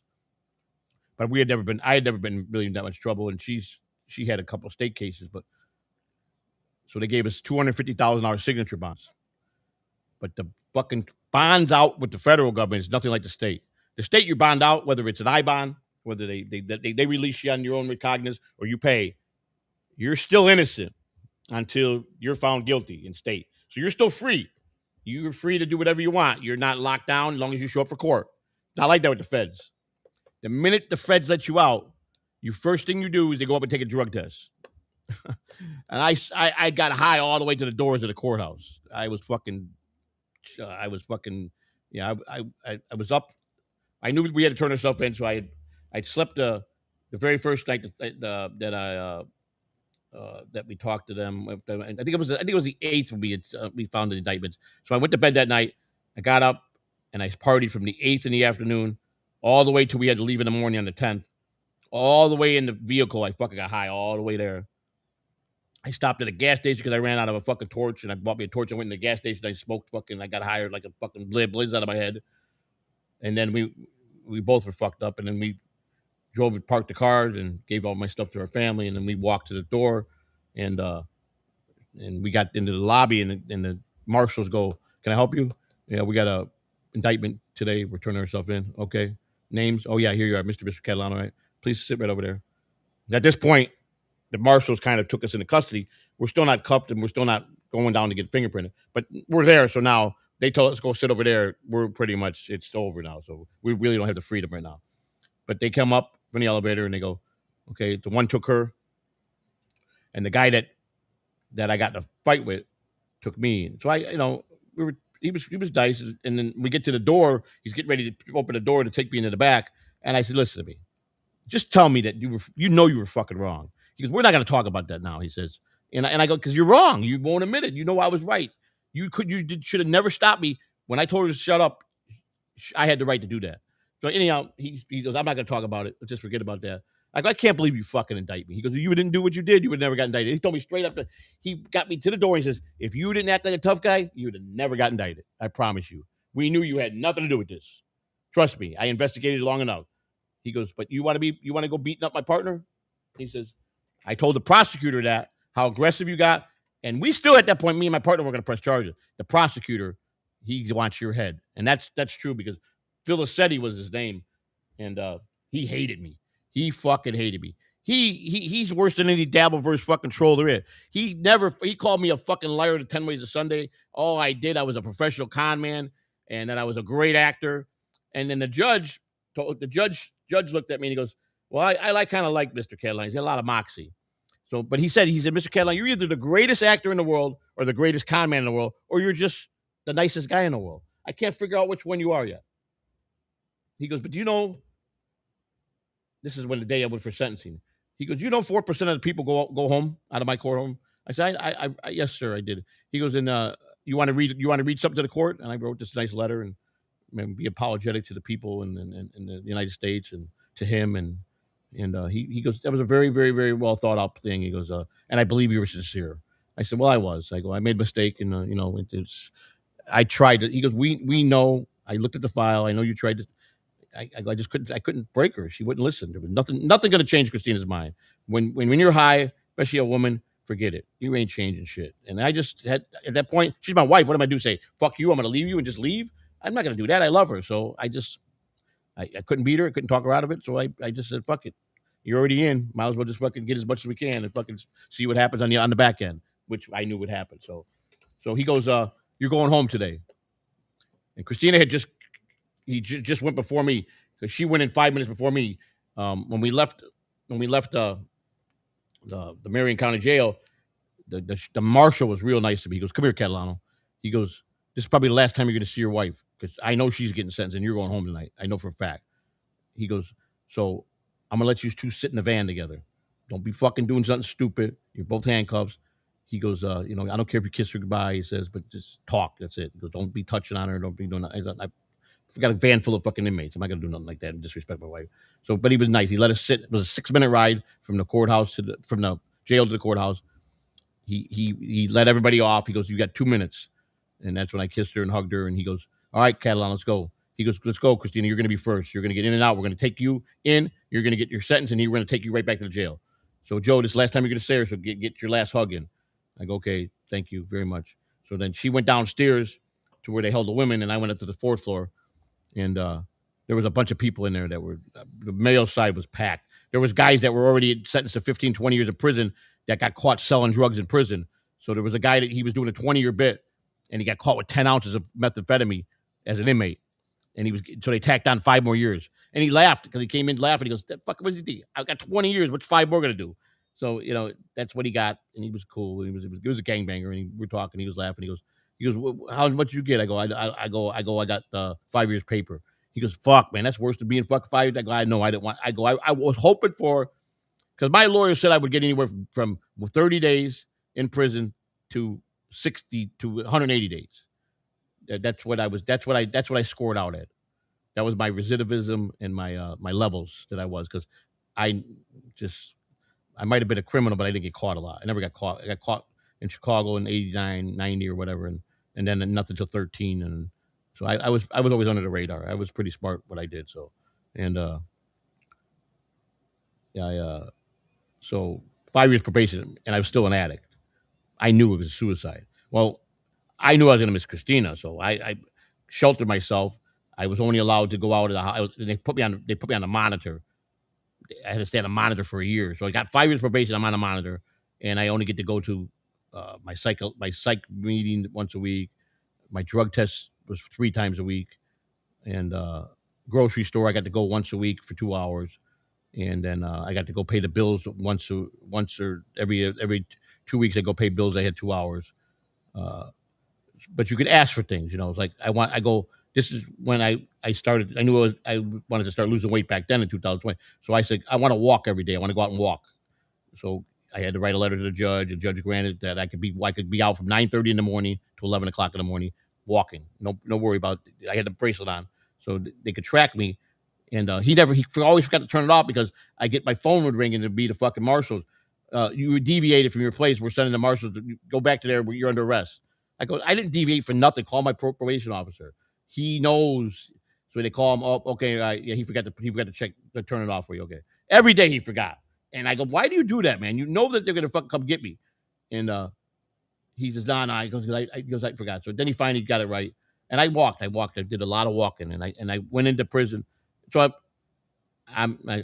this point I still don't know if it was prison, but when I went into prison, I was pretty slimmed up, and I couldn't do it because I missed Christina. I literally took my printer and made at least 150 8x10 photos of Christina, different poses that I had of her, and I posted it in my bedroom. Every wall was covered with with 8x10 of Christina. So every angle of my bedroom, I would see Christina, and I sheltered myself there. Then I failed the drug test. Well, this is what happened. I had failed a drug test. He says, one more, I'm going to have to take you before the judge. So he says, listen, I'll even make it easy for you. If you think you're going to fail, call me the night before, and I'll give you a couple of days to clean up. So he would call me. He started calling me. You're going to test, because I was on color code. But you had white was color code, green was a color code. You had white, green, blue, red, orange. Let's see, orange was you tested once a month with orange. White was 4 times a week. Green was 5 times a week, or 6 times a week rather. White was 4. Yeah, 4. Green was 6. Purple was one every. What was purple? Purple was 3 times a month was purple. Blue was every 2 times a month. Red was 4 times a month, so once a week, and yellow was like every 3 months. So I had violated my bond, so they brought me in, and sentencing was February 19th. February 19th. Today's the date. Today's February 19th. That's right. That's why I knew yesterday was bothering me. February 19th, which just became the 20th now. Exactly 6 years ago, I went before the judge for our sentencing. So it's been 6 years since we got sentenced. So I failed the drug test, and he goes, all right, I'm moving your color code up. You're going to the 6 times a week. So basically every day. So now I'm like, holy fuck, how? There's no way, because I bought this drink. I paid $55 for a drink that would have shipped. I'd buy it by the cases, and I still at this point had a ton of money, so I didn't give a fuck. I had so many Amazon packages coming for this fucking drink. I started ordering at $55 a pop, but it won't work unless it's 24 hours clean. Anything under 24 hours, you're cooked. So, and sometimes at 24 hours, it didn't work. But 48 hours, you were safe. I had 48 hours clean to do the drink. I would pass the drug test. All right, so this is how dumb I was. This is how fucking upset I was and depressed. And I couldn't function without Christina. I knew I had a drug test. I knew because I call every day in my color code, and I was on 6 times a week. So pretty much every time I call was in the color code. So, I usually got one on Monday. Then like Tuesday, I got away with it. Wednesday, but anyhow, 6 days I was doing. So it was very hard to fool this, very hard. So I get caught. He from being green, he drums me up, and I knew that I went and took a test. And I also bought drug tests. I had drug tests come to my house so I could pee before I went there. I had the drink and then I test to see, and I knew because Christina would call me from prison. Did you pass the house drug test? And I'm like, no. She goes, oh my God, why did you do this? You promised me you're out. You got to take care of the family. I said, Christina, I can't do this. I can't function. You know I can't. I go, I'm just sheltering myself. I go, all I want to do is get fucking high, and all I do is think about you. I can't do nothing. I go, I'm just in a bad place. So I called him up. I go, he goes, yeah, what can I do for you? He liked me. He goes, because I didn't break no rule. The only rule I broke was the drug test rule. I followed everything to the law, what he wanted me to do. So, and he goes, I go, I can't go get my drug test today. He goes, I'm going to fail. He goes, oh my God. He goes, I'm pissed. He said, I'm going to be at your house tomorrow. We're going to have a nice long talk. I said, okay. So he calls the drug test off. He gets there and he goes, what am I going to do here? He goes, I got a lot of leeway because I like you. But you were just not giving me no options. You don't seem to want to just quit. I go, I can't fucking quit. I'm a 40 fucking year addict. Do you understand how difficult that is? Do you think I don't want to quit? And he goes, he understood. He goes, I understand addiction. I know it's a very, very, very sick disease. And that one embedded in you that many years. Yes, you're definitely got a sickness. He goes, what do you want to do here? I said, I wish they just would have put me in prison right off the bat so I didn't have to have this fucking private place. I'm not going to make it. I'm not going to do it. I'm not going to clean up. I know I'm too used to fucking wanting to get high. I just can't do it. He says, you could do it. You could do it. And he goes out and he came like he would come every afternoon and he would sit with me and he'd talk to me. And he goes, if you feel like you're going to do drugs, call me. I don't care what time of night it is. Just call me. If you're going to put that pipe in your mouth, just call me. So I called for my color code. I knew it. And at this point, I had cleaned up for 2 days. So I was clean. I knew I was going to pass this next breath test. 6 hours before the drug test, I fucking got out my bowl when I started smoking. Now, he knew that because he knew I was clean because he tested me. He came and tested me off the books. He goes, you're going to be all right tomorrow. Good. You see, I told you, put your mind to it. I'll help you. He goes, I will help you. I want you to succeed. He goes, now go to bed tonight and be a good boy. No, I couldn't do that. So the morning comes, he called me. He goes, you going for your drug test? I go, yeah. He goes, oh, good. You sound good. He goes, everything's all right? I go, yeah. I get there and I tried to fucking take fake pee with me. And I couldn't. The guy was fucking, because in federal, they go in there with you with a fucking mirror and they watch they pretty much get down there and suck your fucking dick the way they fucking look at you, you know? So it's just really hard to do for a man because they caught my buddy. He had one of the fucking fake dicks, what they called, the ones you strap on and fucking pisses in it and you pull a lever and all that shit. They make it the same color what your skin is and I forgot what they're called. Wizenators. But my buddy got caught with the prison. They fucking jerked him right off of him. And so, and they watch him. And this guy was weird. The weird guy he was the one that was cock watching that day. And I'm like, dude, can you just fucking leave me alone to piss? But you're kind of freaking me out the way you're staring at my fucking dick, man. I'm not staring at your dick. I'm looking at, whatever, dude. You're looking at my cock, man. Come on. So, I pissed like a little bit. So someone told me if you give this enough. So I'm trying, I can't pee. So, but I'm here trying. So my counselor goes, well, there's a couple drops in there. You came, you showed up. She called my pre-over. He goes, did he pee? Yeah, barely though. I don't think it's gonna be enough to test. He goes, that motherfucker. He did that purposely. And I called me up because I get in the car and my phone rings. I'm on my way home. He goes, you did that purposely, didn't you? I go, no, I didn't. I really couldn't pee. I was too nervous. He goes, "You're a lying motherfucker." He goes, "I don't know what I'm gonna do with you." So I went on a binge. I failed the next 5 drug tests, and he had enough. He's writing me up. I'm gonna go see the judge, which means they're gonna pull my probation. So I had one more drug test. He didn't tell me when I was going to go before the judge, but he said he still had the right to turn the paperwork in. I called him. I go, "Did you turn the paperwork in?" No, I wrote. It's all ready to go. And he liked me, so I think he was giving me a chance. So he goes, "I don't know what it is about you, but he goes, tomorrow's drug test. If you pass, I might give you a break. I don't know why I'm doing this, but I might." So no, I was hired a month. So 6 o'clock in the morning, I got on the phone with Drugs Anonymous. I called the hotline that I needed them to come get me. I was a suicidal, and I was all high on methamphetamine, and that I was suicidal, and I got a drug problem. While I called them, I 3-wayed him into the call, and he knows it was me, so he said, "What's up?" And he heard these people talking, so he shut up. I did that. And so I'm crying on the phone. I'm fake crying, and they're like, "We're gonna send a van out to get you. We're gonna come get you. Please, just don't do nothing. You hurt yourself." He goes, "What's the what?" He goes, and he interjects. He goes, "Excuse me, who's this? Oh, this is the rehabilitation center over here, blah blah blah, in Tarpon Springs, and he's calling for help to detox, and we have to go get him and put him in detox." And he goes, "Well, I'm his probation officer." So he goes, "Okay, Joe, I'll be right over there." He goes, he goes, so he was concerned because I was, when he got there, I was fucking bawling like a baby, man. I faked it, everything to fucking T, man. And I knew that I don't, this, it's it there. He would have took me there. But I don't want to go to county jail. So he goes, I could get the judge to put you in rehab, and you won't have to go to, and he'll excuse everything else. So I go, "Okay, I'll go to rehab." So I go to rehab for 90 days, and I got hired rehab like fucking 17 days out of the fucking 90. And I fucking, I ran for president of the community. There were 75 people there, and I got voted 75. Everybody voted for me. I had a lot of money, so I went in there. People that didn't have cigarettes, the people that didn't have nothing.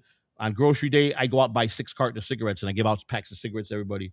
I gave them. I donated a pool table, a big size pool table to the center. I donated a ping pong table. That's when I was buying storage units like crazy. And I had my man cave at my house was.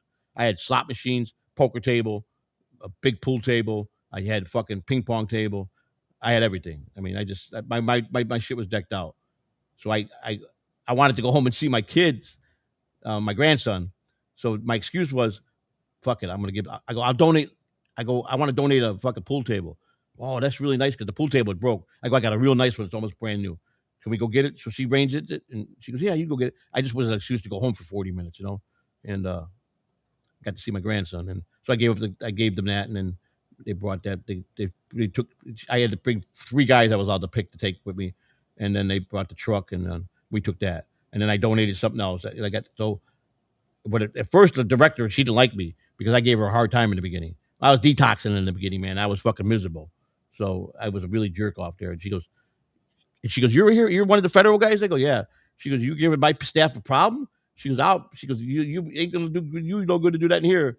But then she got to know me, and then she cried the last day I went. She hugged me and said, because I go, a month left. I go, "I want to run for president of the community," and she goes, "You're only here. We got a month left." She goes, "I don't know." And everybody go, "No, we want him." So she did the vote, and I won, and I was in charge of the community, and got all kind of. I got to go go shopping every day. I got all kind of privileges.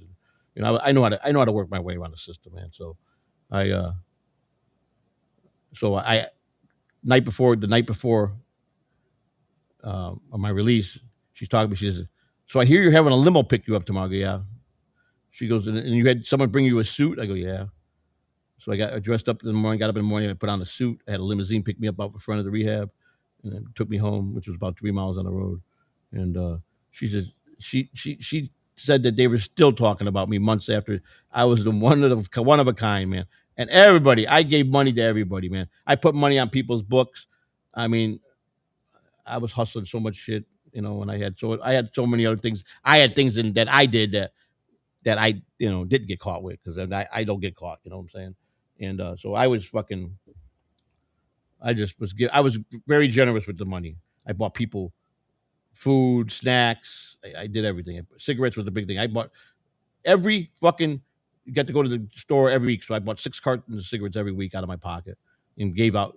They couldn't have it. I had to give them to the nurse's station, and then she would tell me, who do you want the packs to go to, and she put their names on the packs, and then she would say this for me, and I kept everybody anybody that didn't have no money in there. They ate. They had commissary food money, and they had cigarettes. I supplied it the whole time I was there. So it was one of my gifts to them. I gave the community a bunch of stuff, and that's the kind of guy I was. That's how I rolled all my life. That's how I rolled. So, and then I get out of rehab, and he goes, "Why don't you stay another 3 months? I don't think you're strong enough yet." And I go, "Nah, I want to go home." He goes, "Just stay 3 more months." The judge says, I gave him the reports. He goes, "You passed all your drug tests here." Yeah, because my buddy, my bunkie in there was sleeping with the fucking nurse that was doing the drug test, and she would fucking, mine and his come back fucking bad, and she would just write in the book that it was good. We really failed, but you know what I'm saying? But she fixed it because he was jocking her. So he goes, "Don't worry, I got you covered." I told her that she's got to take care of you too. I go, "All right, because I'm gonna piss dirty for sure." He goes, "All right," and so that was cool. So he had that covered. So, and then I got, now my probation officer comes after, because I won't listen to him. I won't stay another 90 days. He comes. He goes, "I'm gonna be very serious here now. If you fail one test, I'm pulling you. I have no trigger. My job's on the line. I pay, 19 drug tests I failed. He let me slide with, without telling the judge. The judge was mad because he had to get the report. Because when I agreed to go to rehab, the judge granted it. He wanted to know why and what was going on, so he told him everything at that point. So when I passed the first 2 weeks like flying colors, and I get that fucking one pass. He called me, goes, "You need to come into the office." So I go, "Is this a one-way trip? Do I need to come light?" Or he goes, "No, I'm not going to take you in tonight, but then you need to come here now." So I leery about it. I'm like, he goes, "You just telling me that? I'm not going to run. Just be honest with me." He goes, "I'm telling you, if I was going to arrest you, I'd tell you, because I know you won't run. I know you're not a runner. I know I know you're not that type of person, which I'm not. I'm not going to run. I'll face the music." So he goes, "No, I promise you're going home." Okay. He goes, "But it ain't good. You ain't going to be home for a couple of days, but you're going to go home." I said, "Okay." So I get there. He goes, "I need you to sign this paperwork." He goes, "I want you to sign that you failed all these 19 drug tests." So me signing it, because he gave me a pass on them, now I admit to the guilt. So now I admitted I failed 19 drug tests. So now he goes, "All this is going to the judge." He goes, "I'm not going to have the marshals take you. I'm going to trust you to drive the 100 miles to Ocala and go to court so they can arrest you and take you to prison." I go, "I'll be there. I promise." So he called me in the morning of the 7th of November, 2021 was 21, yeah, 21. And he goes, "You on your way?" I say, "I've already left." He goes, "Are you getting high?" I go, You fucking ain't right. I'm going to smoke all the way till I get to that fucking door. It'll be the last time I'll be smoking. I'm quitting for sure." He goes, "I figured you were." He goes, "Don't go in there and making a jackass out of yourself before Judge Lehman's." I go, "I won't. I promise." He goes, "And don't be getting in no accidents being all fucked up." I go, He goes, "But I know you're going to show up, right?" I go, "I'll be there. I'll see you there. Hey, you're waiting for me, right?" So I get there. I get in the parking lot. I fucking do my last I've ever done. Threw my bowl on the fucking road and fucking broke it. Put my wallet underneath the seat, whatever money I had underneath the seat, and keys and everything, and told my sister, "Come get my vehicle." And because I got there's money under there, and I don't know, I think I had some drugs too. I says, "Whatever, just get it out of there so I don't get charged with a case." And so she come and got my vehicle. And my daughter, Savannah, goes, "Don't worry, Dad. I'll see you in a couple hours. You're going to come home. They're going to reinstate." I go, "Nah, I'm not coming home. I'm telling you that right now." That's why I didn't want her to wake up the grandson. I go, "Don't wake up Adrian. I'm not coming back." She goes, "You're coming home." I go, "I'm telling you I'm not coming back. I'm not. This is goodbye." And when I got before Layman's, he goes, so my lawyer's there, the lawyer that represented me. He made a mistake and goes to the judge. He goes, "Well, we were wondering if we could get a third chance here." And the judge stood up. He goes, and his name was Michael. I can't remember my lawyer's last name for the life of me. He looked at him, and he knew the judge really well. He goes, "Please tell me you didn't ask me that." In a very low tone, he goes, "I gave him 19 passes. He's going to prison. How long? I'm going to look this over, because I'm pretty sure that he don't qualify for nothing major, because they couldn't look back at anything 15 years past. They couldn't hold it against you. and everything I had was 15 years past. So he goes, well, the max I can give you is 270 days. I go, oh, I go, yeah, I go, but come on, Deanna. I go, I'll take 90 days. That'll be all right. Is that good with you? He looked at me, he goes, are you really kidding me? He goes, I'm not putting you, because I couldn't consciously put you away for 90 days.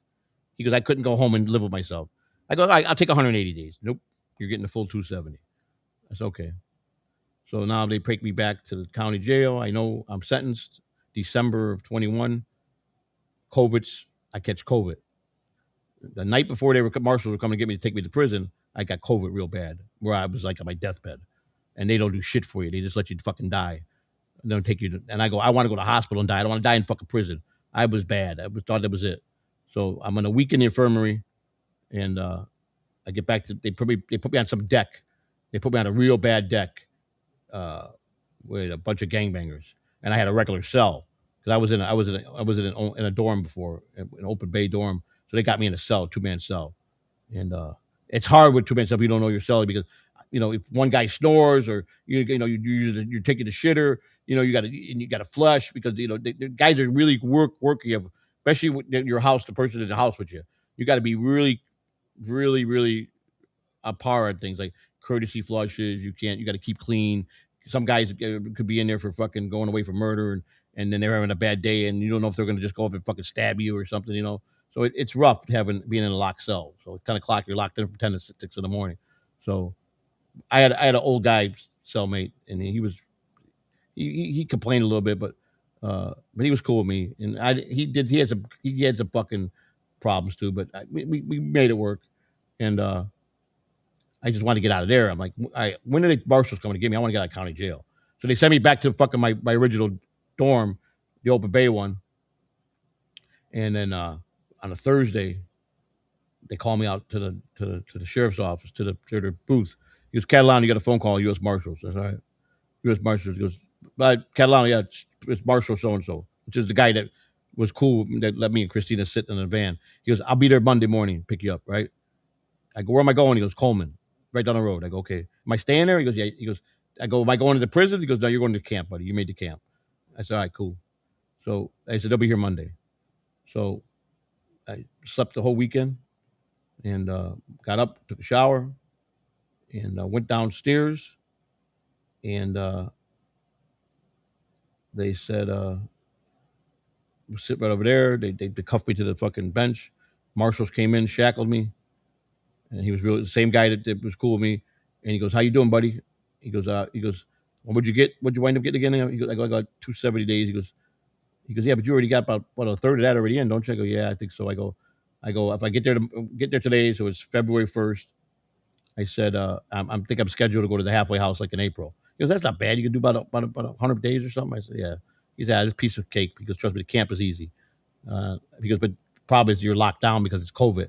So you got no commissary. He goes, it's going to suck though. But he goes, but you would probably you'll be all right. I said, I don't care. I'd rather go to I'd rather go inside I'd rather go to the fucking low, because they had commissary, because you were inside the facility locked down. So they didn't take away their privileges. They took it away for us because we were open, and they did warden didn't want nothing that was open from the camp to be have any privileges. But plus they did a shakedown on us, and they caught all the contraband, and they found it in all common areas, so they were pissed about that. So they penalized us by fucking quarantining us for fucking the whole like 60 days. So did my 60 days, and that's when I started getting to meet. You met a lot of characters in there, man. And a lot of fucking characters in the county jail. I mean, in the federal prison. I mean, these were all white collar guys. One guy was a crypto thief. One guy was a fucking. A lot of guys that had those PP loans, with those what they call that they were giving away during the pandemic. And then Pretty Ricky came through, the rapper, a little small guy. We just watched the news a month before he was coming, and we knew he was coming, but he got shot in the chest 4 times. They tried to kill him in Miami, so that he was in the prison hospital. So he never showed up, and then he came through when he was all fucked up. Little short guy, you know who I'm talking about? You guys know who I'm talking about? Pretty Ricky, they call him. He's a singer, rapper, dude, pretty famous guy, and a little short little guy, man. I mean, like I'm 5'8", he was like up to here on me. He was like 5'4" or something, man. But everybody fucking was like worshiping this guy, So, and he tried to throw his money around, It's like, hey man, I need people to work for me, man. I like to sleep a lot, blah blah blah blah blah. And he would get a lot of trouble because you got to be up on count. You can't sleep when it's time for count, except for nighttime. The morning count, you can't sleep in. You get in trouble for that shit. The whole fucking deck gets in trouble. So he was being a fucking throwing his money around. But this guy, man, he had fan mail coming in, and I mean fucking by the cases, all women giving him fucking money, putting money in there. And you should see what they were saying they wanted to do to him. He goes, yeah, I got all these hoes. So they would give him his number. He goes, let me go call all these bitches, he says, and get them to start putting money on my books. And these fucking idiot women would send him fucking hundreds of fucking dollars. All he do is in there and say, yeah, baby, I'll get with you. I'll fuck you when I get out, and stuff like that. That's how he talked to them. And they're like, oh man, I want you so bad, really. And he fucking showed me his account. He goes, look at all this is what I made last week for these hoes. And so our time was quarantine was up, so they transferred me and him to the third floor. He went with me, and he was really a pussy though. He was kind of a pussy, man. He was I was really not impressed with him because someone challenged him because they didn't like him. They thought he was getting special privileges, and he kind of punked out. But it was the camp, so in the camp, guys are going home, so they don't want to fuck up their privileges. So he got pretty much a pass. But I had to look out for him the last fucking 40 days. He's like, man, these guys look rougher over here. I go, dude, don't be fucking acting like you're scared. I thought you were fucking hard at it. He goes, dude, man, I got bullets in my chest, man. I'm not healthy. I said, don't make fucking excuses, man. Either you're a fighter or you're not, man. You got to fight for yourself, man. You got to fight. I'm not fighting on these motherfuckers, man. Just keep away from me, man. He goes, I'll pay you. I don't want your fucking money, dude. Just fucking act like a man. That's all. So, but the day I left, he's like, man, you got to leave us. Yeah, I'm fucking out of here, dude. I'm out of here. So I went to the fucking halfway house, fucking violated at the fucking halfway house. I fucking broke a rule there the first day. And I go, and because I didn't have no fucking money, and one of the other guys at the halfway goes, if you got money, man, you can buy that guy off. He'll drop the report. I go, I got no cash, man. I'm fucking broke, man. I go, I'm broke now. I lost everything, man. I said, I lost my house. I go, I don't know where the fuck I'm going when I get out of here. So he goes, I'll talk to them for you, man. I'll make it right. So he comes back, goes, it's all straight. He goes, can you get me $50 from like one of your family? I could probably get it next week for you. He goes, I promise you. He ripped the report up. So I fucking go, you better not be fucking behind me, dude, because I don't want no problems. So I get a job. They go, you want to apply for a job? I say, yeah. So they let me go out on a bus to apply for a job. And I went out to the airport and I got a job at Hertz, rent a car, shocking cars back and forth, just so I could be out, be free, you know what I'm saying? And just do my own thing. And I come back the second day of work and I go to the window because when you were coming from work, you would have to go to the window and they tell you if they want to drug test you because you're out. So they got a drug. So I pretty much got drug tested. And so she goes, you got to pee. Okay, no problem. Oh, Catalano, I got orders. You can't go back to work. What? You got a hold for the marshals. I go, what? She goes, yeah, the marshals are coming to get you. I guess you're going to finish up your time. You're going back to prison or something. I go, I got 30 days left. They're going to send me back to prison? She goes, I guess, so another week goes by, no marshal. So I'm down to fucking 22 days or something. So I go to the director. I go, are you fucking kidding me? You can't stop this. Okay. I mean, I'm done in 22 days, man. So you want to lock me in here and make me lose my job and all that? I don't care about that. He goes, nah, nothing I can do about it, buddy. Nothing I can do about it. I go, man, come on, man. I'm talking. I know you can do something. And I knew this guy was corrupt. He's like, man, I play by the book. I can't do it. I said, okay. All right, that's cool. So they finally came on a Thursday about 5 o'clock in the afternoon. Because when 4 o'clock hit, I go, whoa, I made it through another day. Fucking 5 o'clock over the intercom. Catalano, come to the front. And pack your roll, roll your bed up. It's all right. Marshall's out there. Get on the wall. Blah, blah, blah, blah. And the other guy that was going too, he was fucking all high and shit because he was going to work and his girlfriend was bringing him pills. So he fucking got pills in him and he goes, man, I hope. So he's trying to hide him so that when the marshals pat him down, so they handcuff us and put us in a van. And they take us to Tampa to hold us there. And as soon as they put us in the back, the guy goes, we're handcuffed. So he's like, can you reach here, man, with your finger and get my pills out? So he fucking does all this shit. And like, he goes, I got to get fucked up because I don't want to get caught with this shit. I'll get the charge. He does this shit. Another guy had fucking cocaine. And I'm like, oh my God, this is fucking never ending, man. So I get there. They got no beds. I'm sleeping on the fucking floor. They put me on the worst fucking deck there was. So I got the first night. By the time they processed me through, it's 4:00 in the morning. Breakfast is at 5, and they put me in with this big old dude, man, this big old black dude who just got sentenced to murder.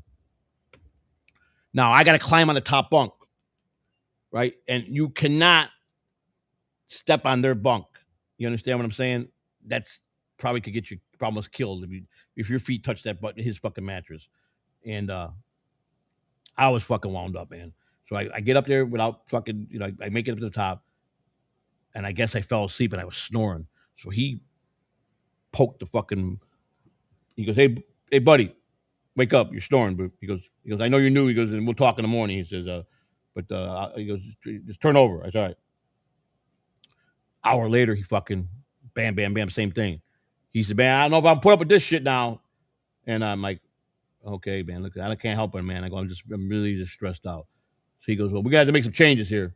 So he goes, so we go, when the morning shift came in, he told me, I got to get this guy out of my cell, find him a place to go. This guy was just like, big time.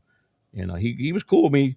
He goes, man, I'm about to shank your ass. I said, nah, man, like I said, I'm sorry, man. No problem. He goes, nah, don't worry. So then this guy goes, I need a celly.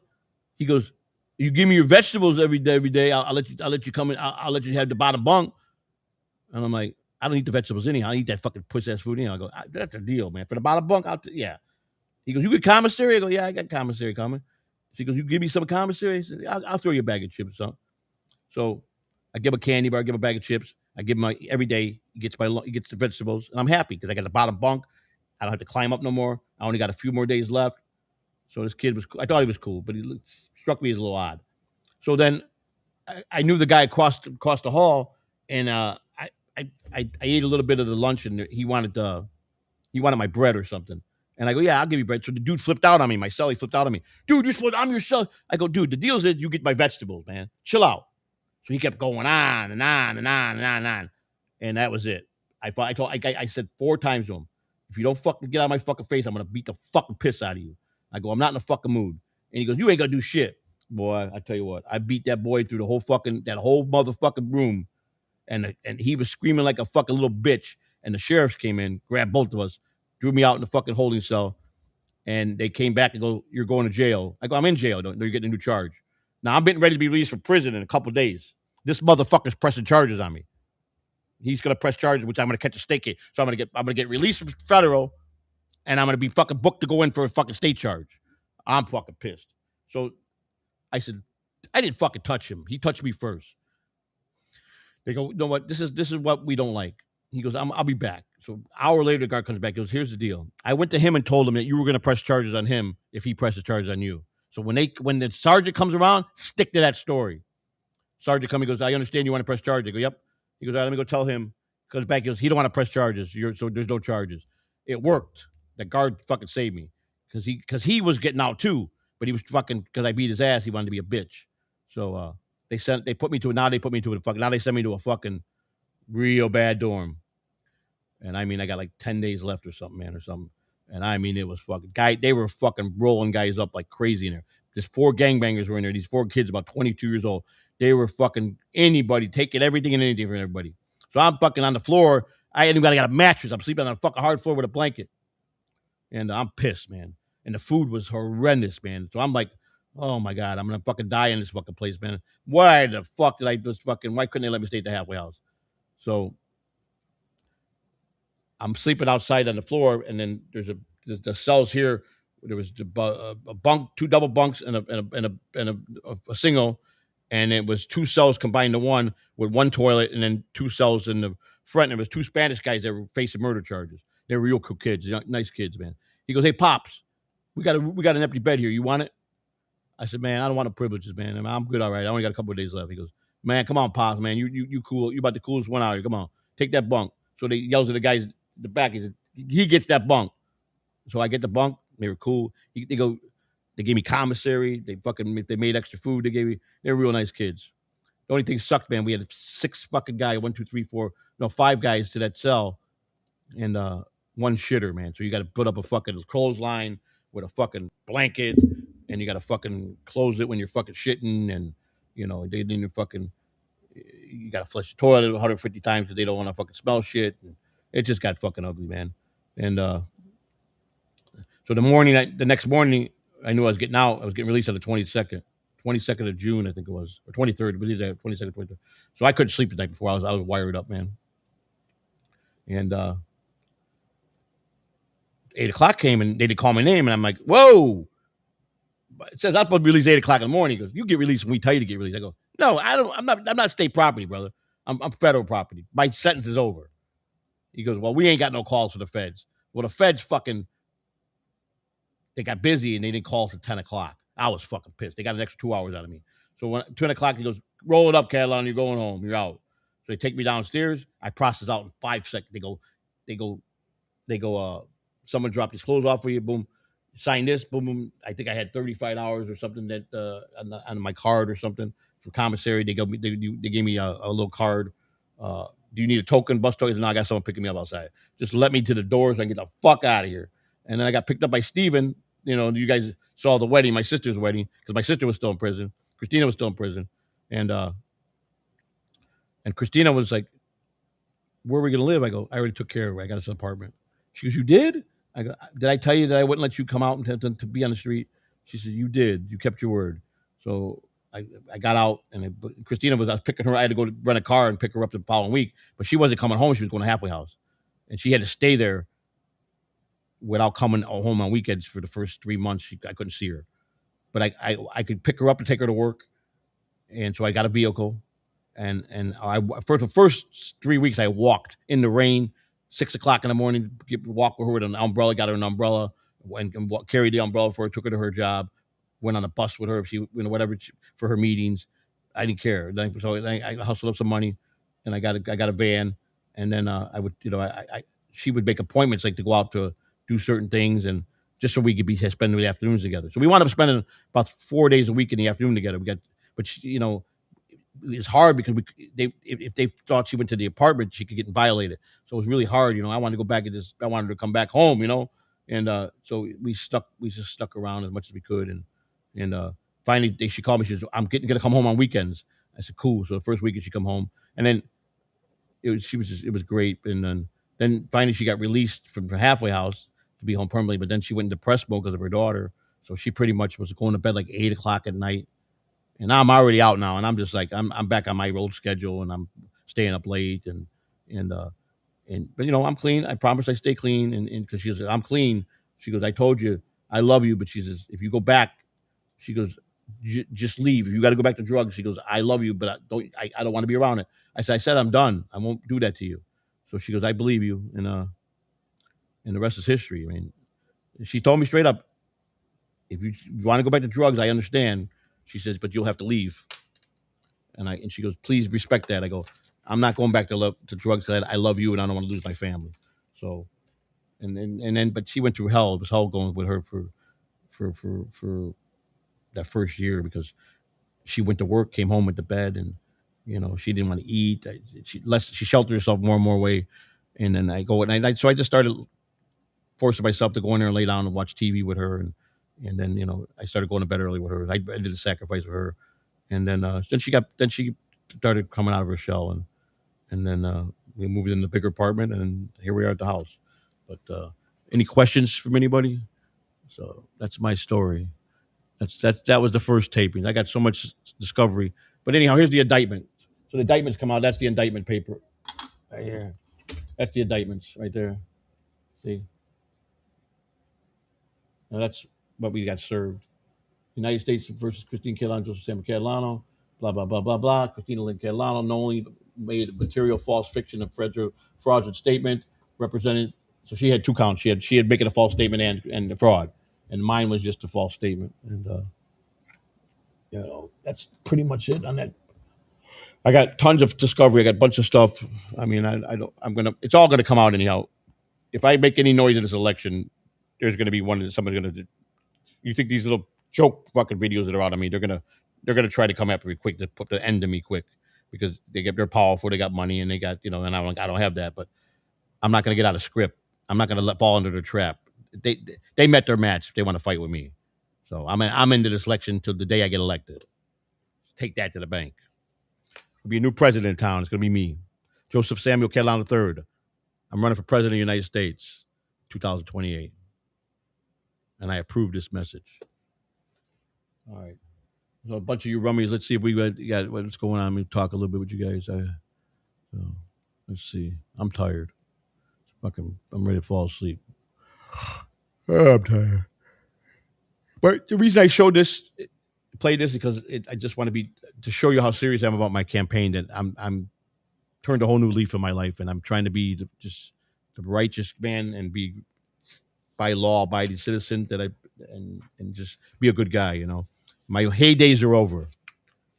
My conning days, my heydays, my fighting days, it's all behind me. I'm 60 years old now, and I have to turn a whole new leaf. And I was always a good person.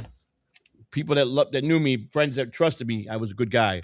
My enemies didn't like me, but I've got a heart of gold, and when I become your friend, I'm your friend for life. So but I want to be righteous. I want to be righteous, and I want to make up for the things I did, the mistakes I made. So I do a lot of stuff. Me and Christina went out and we gave out blankets the other night to the homeless people. I had got a bunch of blankets in the last storage unit that I bought, so we washed them real nice and folded them up. And she went out. It was been real cold down here in Tampa. I mean, it was like in the 30s. They were sleeping at the bus stations, so we went and gave out blankets to the people at 2:00 in the morning. Me and Christina took a ride a couple miles down the road and gave blankets. You know, couldn't give them shelter, but we gave them blankets to stay extra warm, you know. So I like doing stuff like that, you know, and that's what we're gonna start doing that more and more, especially during the campaign, because it's just the right thing to do, you know. I gotta get out with the people. Once the people see that I'm just an average person like them and a down to earth person, and I really care enough to want to fight for everybody's rights, and I want to make change. I don't want to just be a president that's gonna fucking make promises and lie or steal money or be a crook or whatever, or get a blowjob under his desk or fucking go on the Epstein list. I'm none of that. So don't anybody can do this. And it could happen to anybody. Anybody could run. Anybody could do it. It ain't that crazy. So you need to you need to support me. I expect the Dabble's verse to support me and help me get elected and give me my opportunity, because I'm not going to do wrong. And I got a lot to learn. But I ain't worried about all that fucking book shit or all that fucking law shit. That'll come, because I'm a fast learner. I want people to know that the realness of me, to look me in the eye when I go out to the neighborhoods I walk. Because if I'm going to make the White House a world of a door, people will be able to come and see the president. Okay, every day we're going to have 3 hours a day. People come and visit the president. And I don't give a fuck about the Secret Service. I'll change that shit too. I'll get my own team. That they want to play hardball, I'll bring my own team in.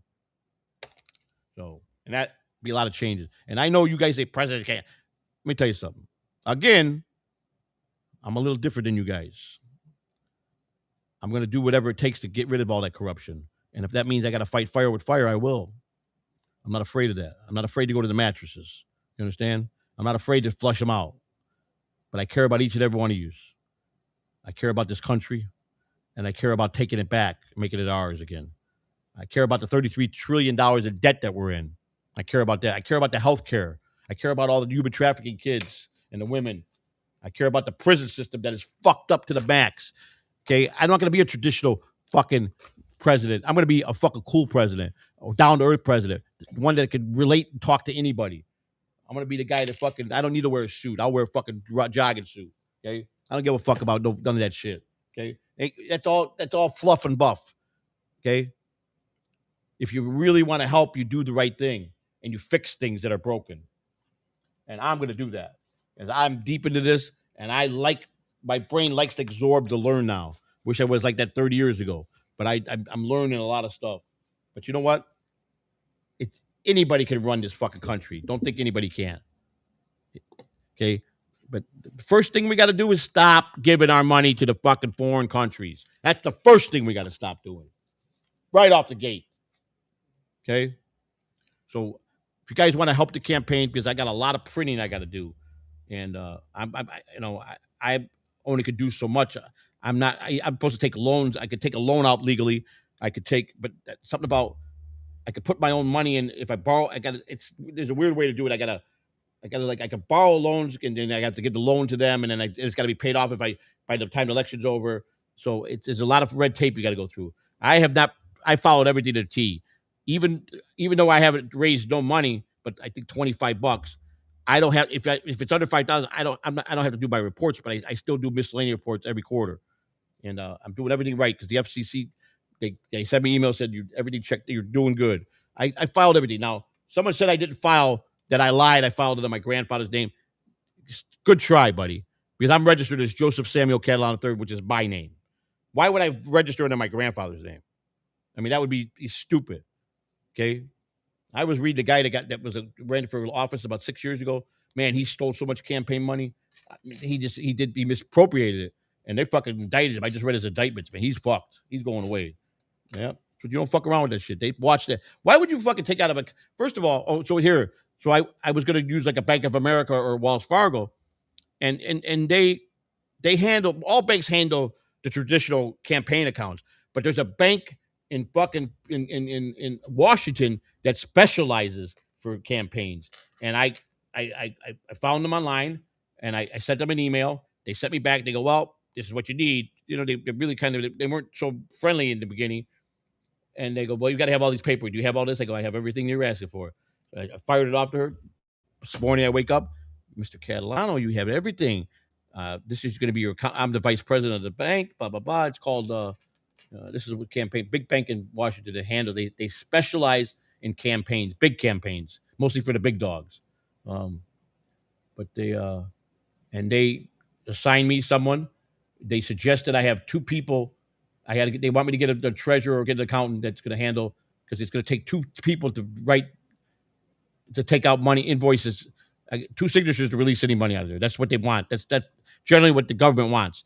They'll allow me right now because I don't have a treasurer. I don't have because my movement is Catalano for America 2020. That's registered. My party is independent, but I'm also is Catalano for America 2028. So when I filed with the FEC, I filed as president, and I had to file my you know my platform, my party, like the Democrats, the Republican. So I am an independent under Catalano for America. I had to go get it with the IRS. I had to get an EIN number. You got to have an EIN number. I had to do that. You have to register separately. Form, I think it's Form 2. Yeah, here's my EIN number for Catalano for America. So I'm registered. Everything's legal. That's it. My EIN number. Then you have the statement of organization, which is the filing with the FEC.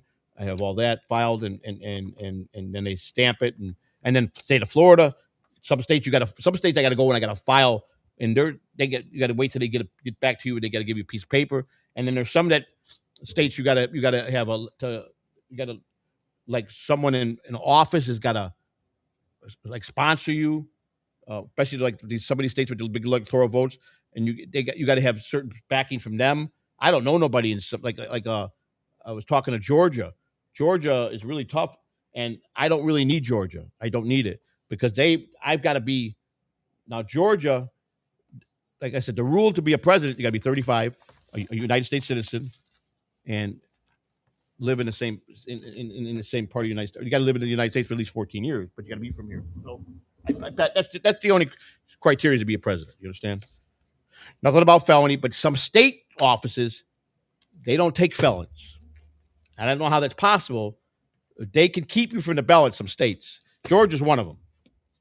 You can't be a convicted felon and run for office in the state of Georgia, even if it's federal. So unless you got clearance, and I've already filed my clemency papers for Illinois for something that's from 30 years ago. I talked to them yesterday, and they said the hearing's in July. What happens is they have them 4 times a year, the hearing. So it's down in Springfield. So she says, get the papers to me. So I did. I filled them out. I sent them to her yesterday. She says it'll go before the hearing in July, and then from there it goes to the governor's desk, and that could take a while because he's not too fast about that.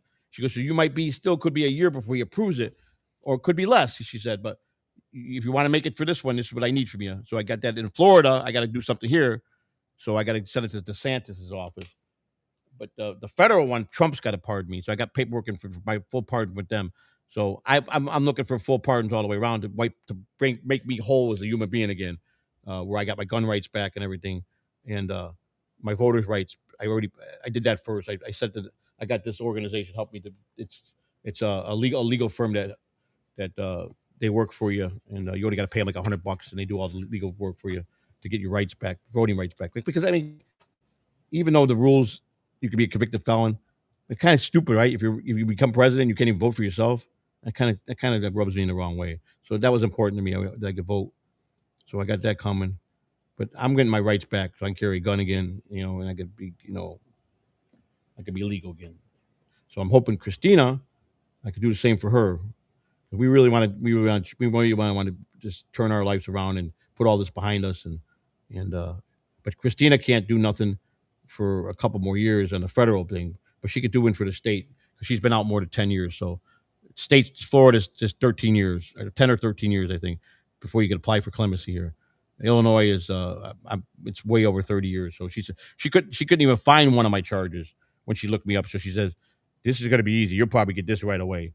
She says, "And what was it for?" And I told her, she goes, "That wasn't even no heinous crime." So she sees a full pardon coming from Illinois. So that made me happy. So to be whole again, God, man, that'd be great.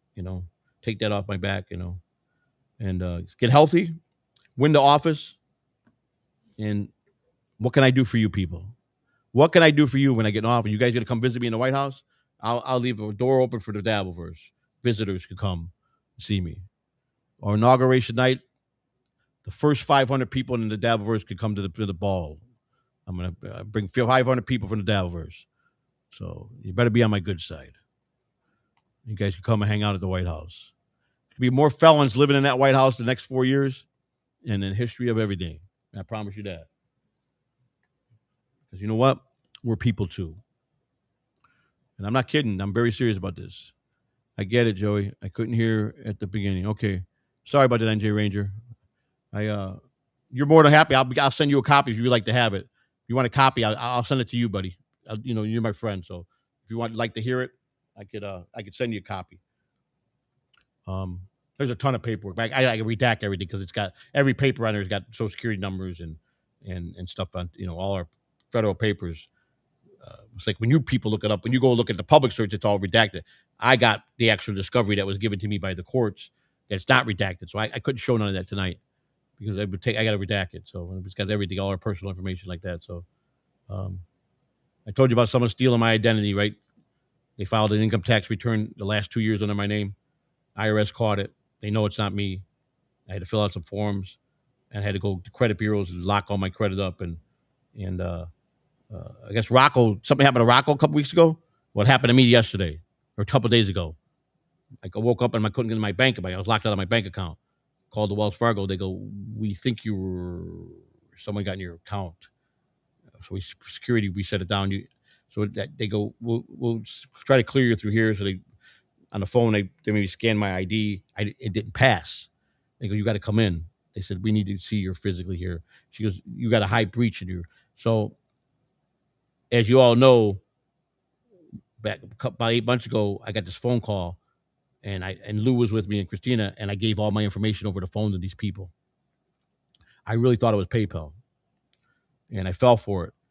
Well, they this is just twice the last 3 weeks they got in my account. The first time they deposited a check in my account, and they tried to take the money out before it bounced, and the bank caught it. They didn't get the money out, so they gave me a new account. Now, that was 35 days ago. 3 days ago, I think it was, someone got my account. Thank God I transferred my money to my other account. There was only a couple dollars in there. So they called me in, and I had to try to go in and change my password and a new ID. They didn't give me a new account this time. The minute I got home from the bank 3 days ago, I went to log on. I was locked out again. So they told me to check my computer, my phone for spyware. They think someone's watching me on my phone or in my computer. That's how they're knowing what I'm changing everything to. Well, it turned out that I got to bust my phone up. I got another phone. My phone's I think they got something on my phone. That's how they've been following me. They took my identity. They're working in California under my name. And so I'm talking to Social Security today. I'm like, you guys got nothing implemented for well, as long as you report the IRS, you got no problems.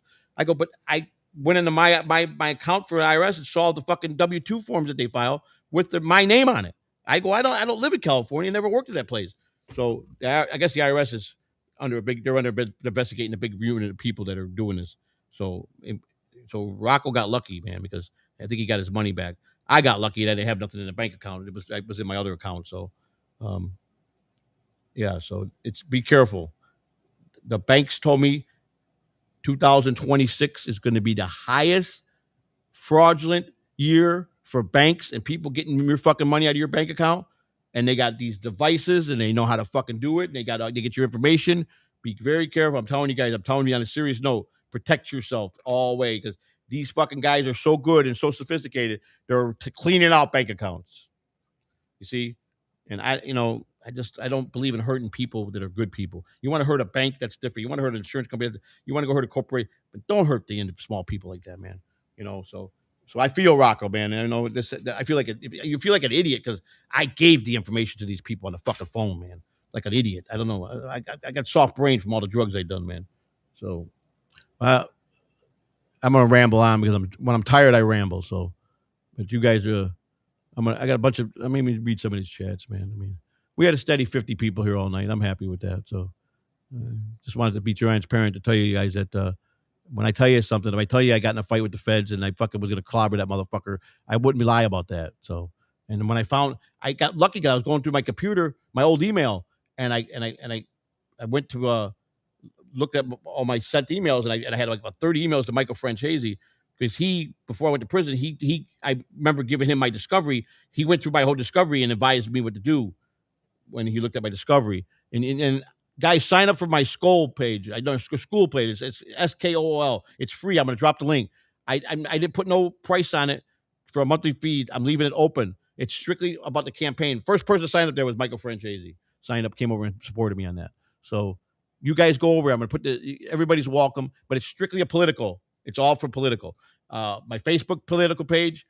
My ex is at my my ex is my ex campaign page is at Catalano 2028. I'll give you my. I'm going to give you my my my other YouTube page, which I'm live. We're live there, so I'll give you that, and then I'll post that.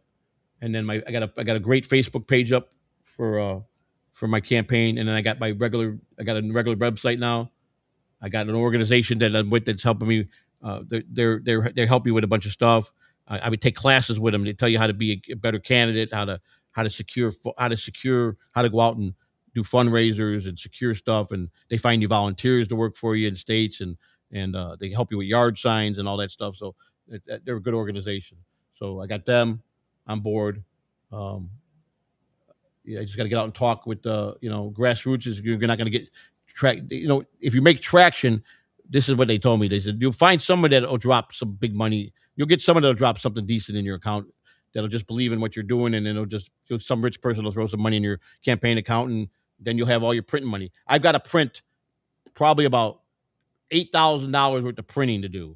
So I got to get out and start doing fundraisers. I got to start getting campaign money. So if you guys want to help, it's right there, raisethemoney.com. It's across the screen there. And I'm going to show you the platform so you guys see it. I don't control nothing. I'm not stealing nothing. I'm really trying to do right by this campaign. I'm trying to make change in this world. I'm trying to be a person that can make difference for somebody, and you got to start somewhere. So, and you know what? I'd be a good leader because I've always a good leader anyhow. So let me see what it is. Let me go to, I'm so fucking tired. I can't even think straight. I got no super tips, no super chats. Nobody showed me no love today for me. That's all right. Don't matter. I still love you. So here's my X page. I think this is my X. Let me see. And that's the GOAT. That's my regular one. I got Uncle Bob pissed at me today. I told him Grok's my new campaign manager. He didn't like that. That's a joke. Yeah. So this is my so at Catalano 2028 is my, and I redid this page. I get my page there.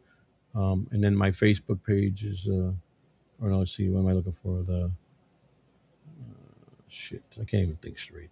Raise the money. I'm just gonna show you this website. Raise the money. All right. So I want to show you guys this. All right. So I'll go here. I'm going to share this like this. Sign in first. So this is strictly from the FEC, the Federal Election Board.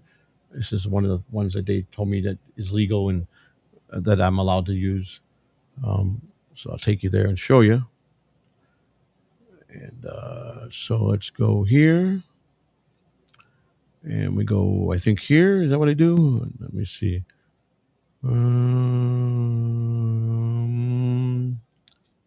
Not it. How the fuck did I do this in a share one? Oh, yeah, it's over here. That's right. Wait a second. No, that's not. All right. Where the fuck did it go? Is it here? Oh, fuck, that's how tired I am. I'm missing my fucking share box. Where the fuck's it at? What the fuck happened to my box? It's gone. Video playback. That's different. Why the fuck ain't it working? Let me see if I do this right. Let me try this again. Something ain't right. I messed up something. Let me see. I go here, share. Hit that button. Bam.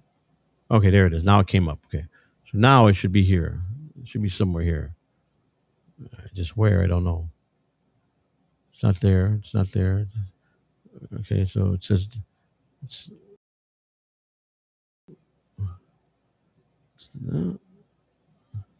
I'll be a son of a bitch. Where the hell did it go? Maybe it's over here. It probably went in the main room. I think that's what it did. I got it in the wrong room. Outro, intro.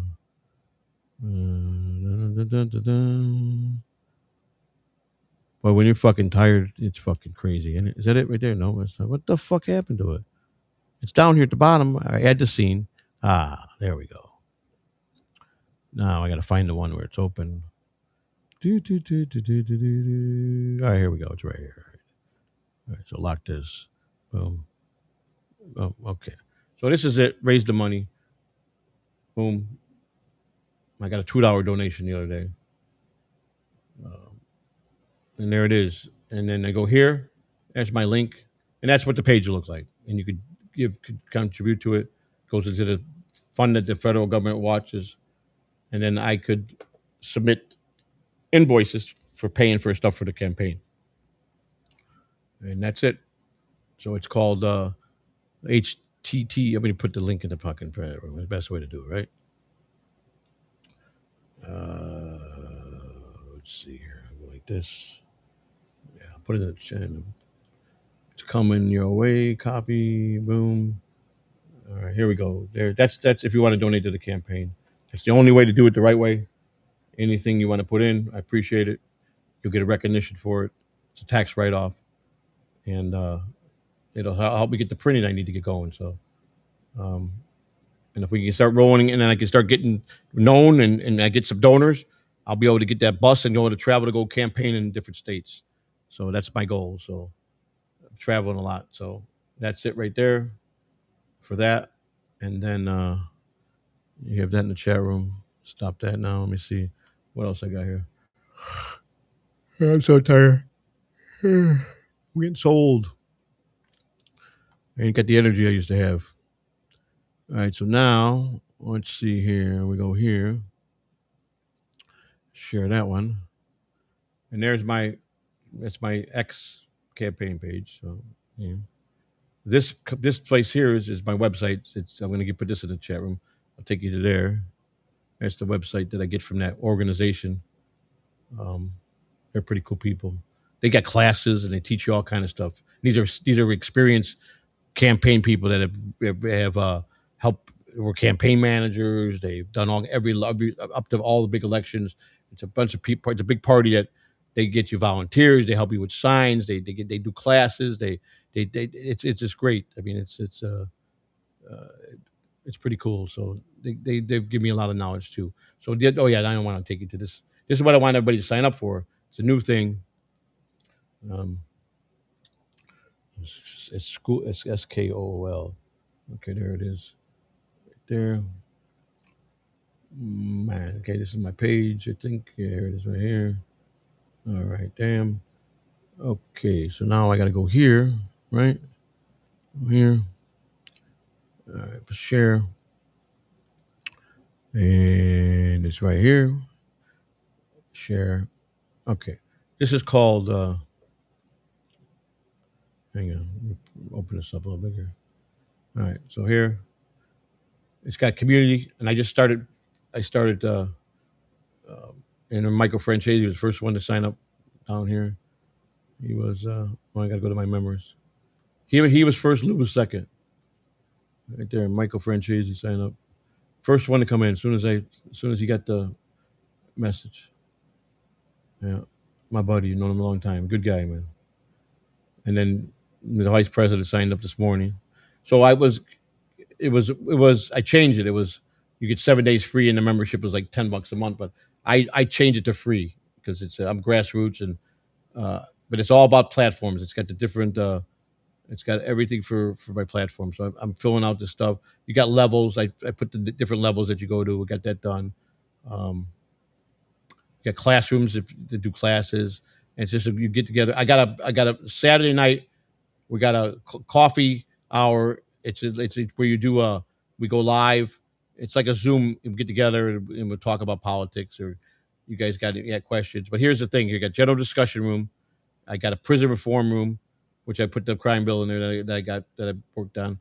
Get the Internet Act, bring home the forgotten, and then there's the second chance, grassroots, media watch. Now, some of the stuff you guys can post it to and make comments on everything. You can make comments, but there's some rooms that I only can post up stuff for you guys, and you guys can read it. So I got all this stuff. John Leguizamo, I got his video off of X yesterday. He's pretty fired up. This guy's into politics pretty big time. So I kind of listened to this. 3. Fund state-level resistance infrastructure. Don't just send postcards, send resources. Channel DNC funds into rapid response teams, legal defense coalitions, sanctuary networks, and digital security training. If the federal government is hijacked, build power underneath it. If the laws become tools of oppression, help people resist them legally, locally, and boldly. This is not campaign season. You guys hearing that? Authoritarian purge. Stop campaigning. Act like this is the end of democracy because it is. Yeah, we will remember the warriors come primaries. Fighting this regime should be your marketing strategy. And let's be clear, the reason the other side always seems 3 steps ahead is because they are. They're prepared for this. They infiltrated school boards. I gotta share this, right? How am I gonna share this? It's on my Skull page. Did you guys see that? Did you guys see that when I opened it up? Did it open up? I don't know. I don't know if you guys were seeing. Listen, but he's pretty fired courts, up. Local legislatures, and police unions. They built the machine while you wrote press releases. We're reacting. They've been executing a plan for years. It's time to shift from panic to blueprint. You should already be working with strategists and military minds on Project 2029, a coordinated long-term plan to build this country when the smoke clears. You should be publicly laying out the laws and amendments you'll pass to ensure this never happens again, the systems you'll tear down and the safeguards you'll enshrine, the plan to hold perpetrators of human atrocities accountable, the urgent commitment to immediately bring home those sold into slavery in El Salvador. You say you're the party of the people, then show the people the plan. I like it. Maybe I should have made him my vice president. He's right. Show the people. And Calverton said the same thing to me yesterday. Don't point fingers and blame what the other president. One of the things that I do is when I get these ideas, I have a search done of what presidents implemented something like this, and which ones did it, and what their failures were, what their success was, and where we could go better. Which is important because that's good knowledge to have. But so he got me yesterday when I saw this, and then I actually wrote him. Wait for a response from him. But I sent him some of my ideas, and I'm waiting for him to get back. But he's right. It's time to get a blueprint because I'm telling you, most people are tired of regular politicians. This country's done. We're not going with the traders, but it's going to be a nobody, a guy that has no knowledge of being a politician. Someone like me is going to get in that office, and they're gonna turn this country around, because you want to know why? Being transparent, being honest, and just being real to the people. People are looking for realness. They want to see someone that's experienced a lot of bad, that went through hell, went through the fire, someone that came out of it and got a story to how to fix things. That's me, right up my alley. I've survived so many bad things. I lived it. So I know the prison system don't reform me. I know what it needs. Okay. I've lived so many things that I know I can do with this country. They don't want this bullshit no more. Where's this country? We're done with the fucking traditional voting and the traditional fucking presidents. Okay. Being phony and just on the fucking camera, and then they're fucking snaking the grass. I'm not going to be that guy. I'm not going to get sucked in, because that's the first thing someone already warned me. When they get a wind of you, they're gonna have more money than you, and they're gonna outmaneuver you because they think they can. Stay to your script. Don't let them fucking suck you in. Suck them to you. And I'm good at that. So they're not gonna flip me to follow their fucking corrupt ass. Okay, I'm gonna flip the script on them. So you guys better start taking me serious. So it's Catalano and Sardina for 2028, and we're gonna run this country right. So that's all I gotta say on that. So if you guys want to help, there's the thing. If you don't want to help, and you don't want, and you think I'm a fucking idiot, then you know what? Go fuck yourself. And I'm gonna be very vocal like that. I'll tell a lot of people go fuck yourself, even if I get in office. I don't have to be a president. I don't have to be president-like. Okay, I got to be myself. That's what's gonna get me in the office. People are looking for realness right now. We're in a very vulnerable state. I'm in a good position right now. Trust me when I tell you, I'm in a better position you guys think I am. I really am. Because you know what? I'll get out and I'll talk to everybody in every state. And I'm very convincing when I'm in a room. And I will make people love me. And they will love me. Like he said, do the right thing, implement plans, and the people will remember the warriors this time. They ain't going to go with the traditional politician. And that's going to be me. I'm going to make so much noise. I got a lot of ends. I got to go. I'm going to campaign throughout Major League Baseball, which is going to get me to a lot of people. You understand? So I got you guys. So if you guys really want to help, let's do this the right way. You understand? Let's do it, and let's get me in the office. And I promise.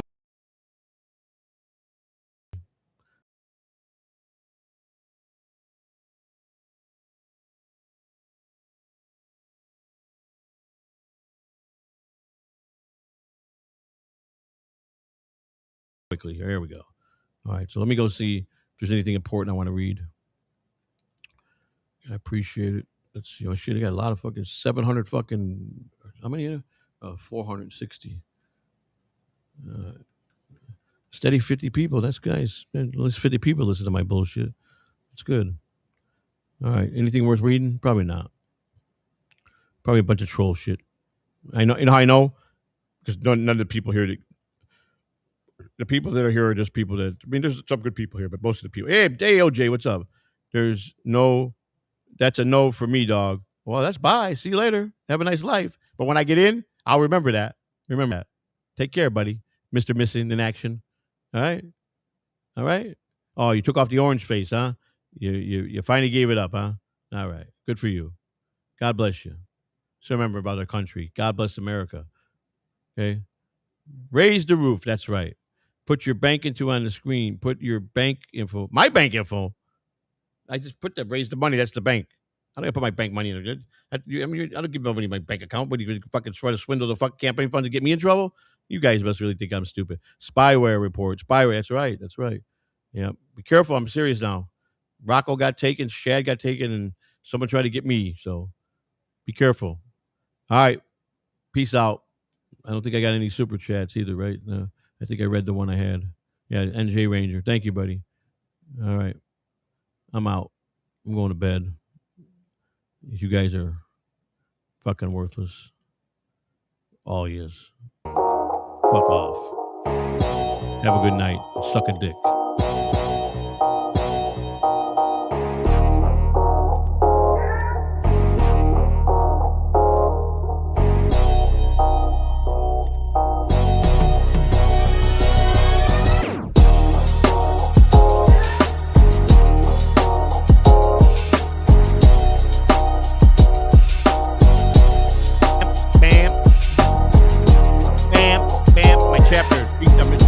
Chapter 3 of the book. 7 more chapters.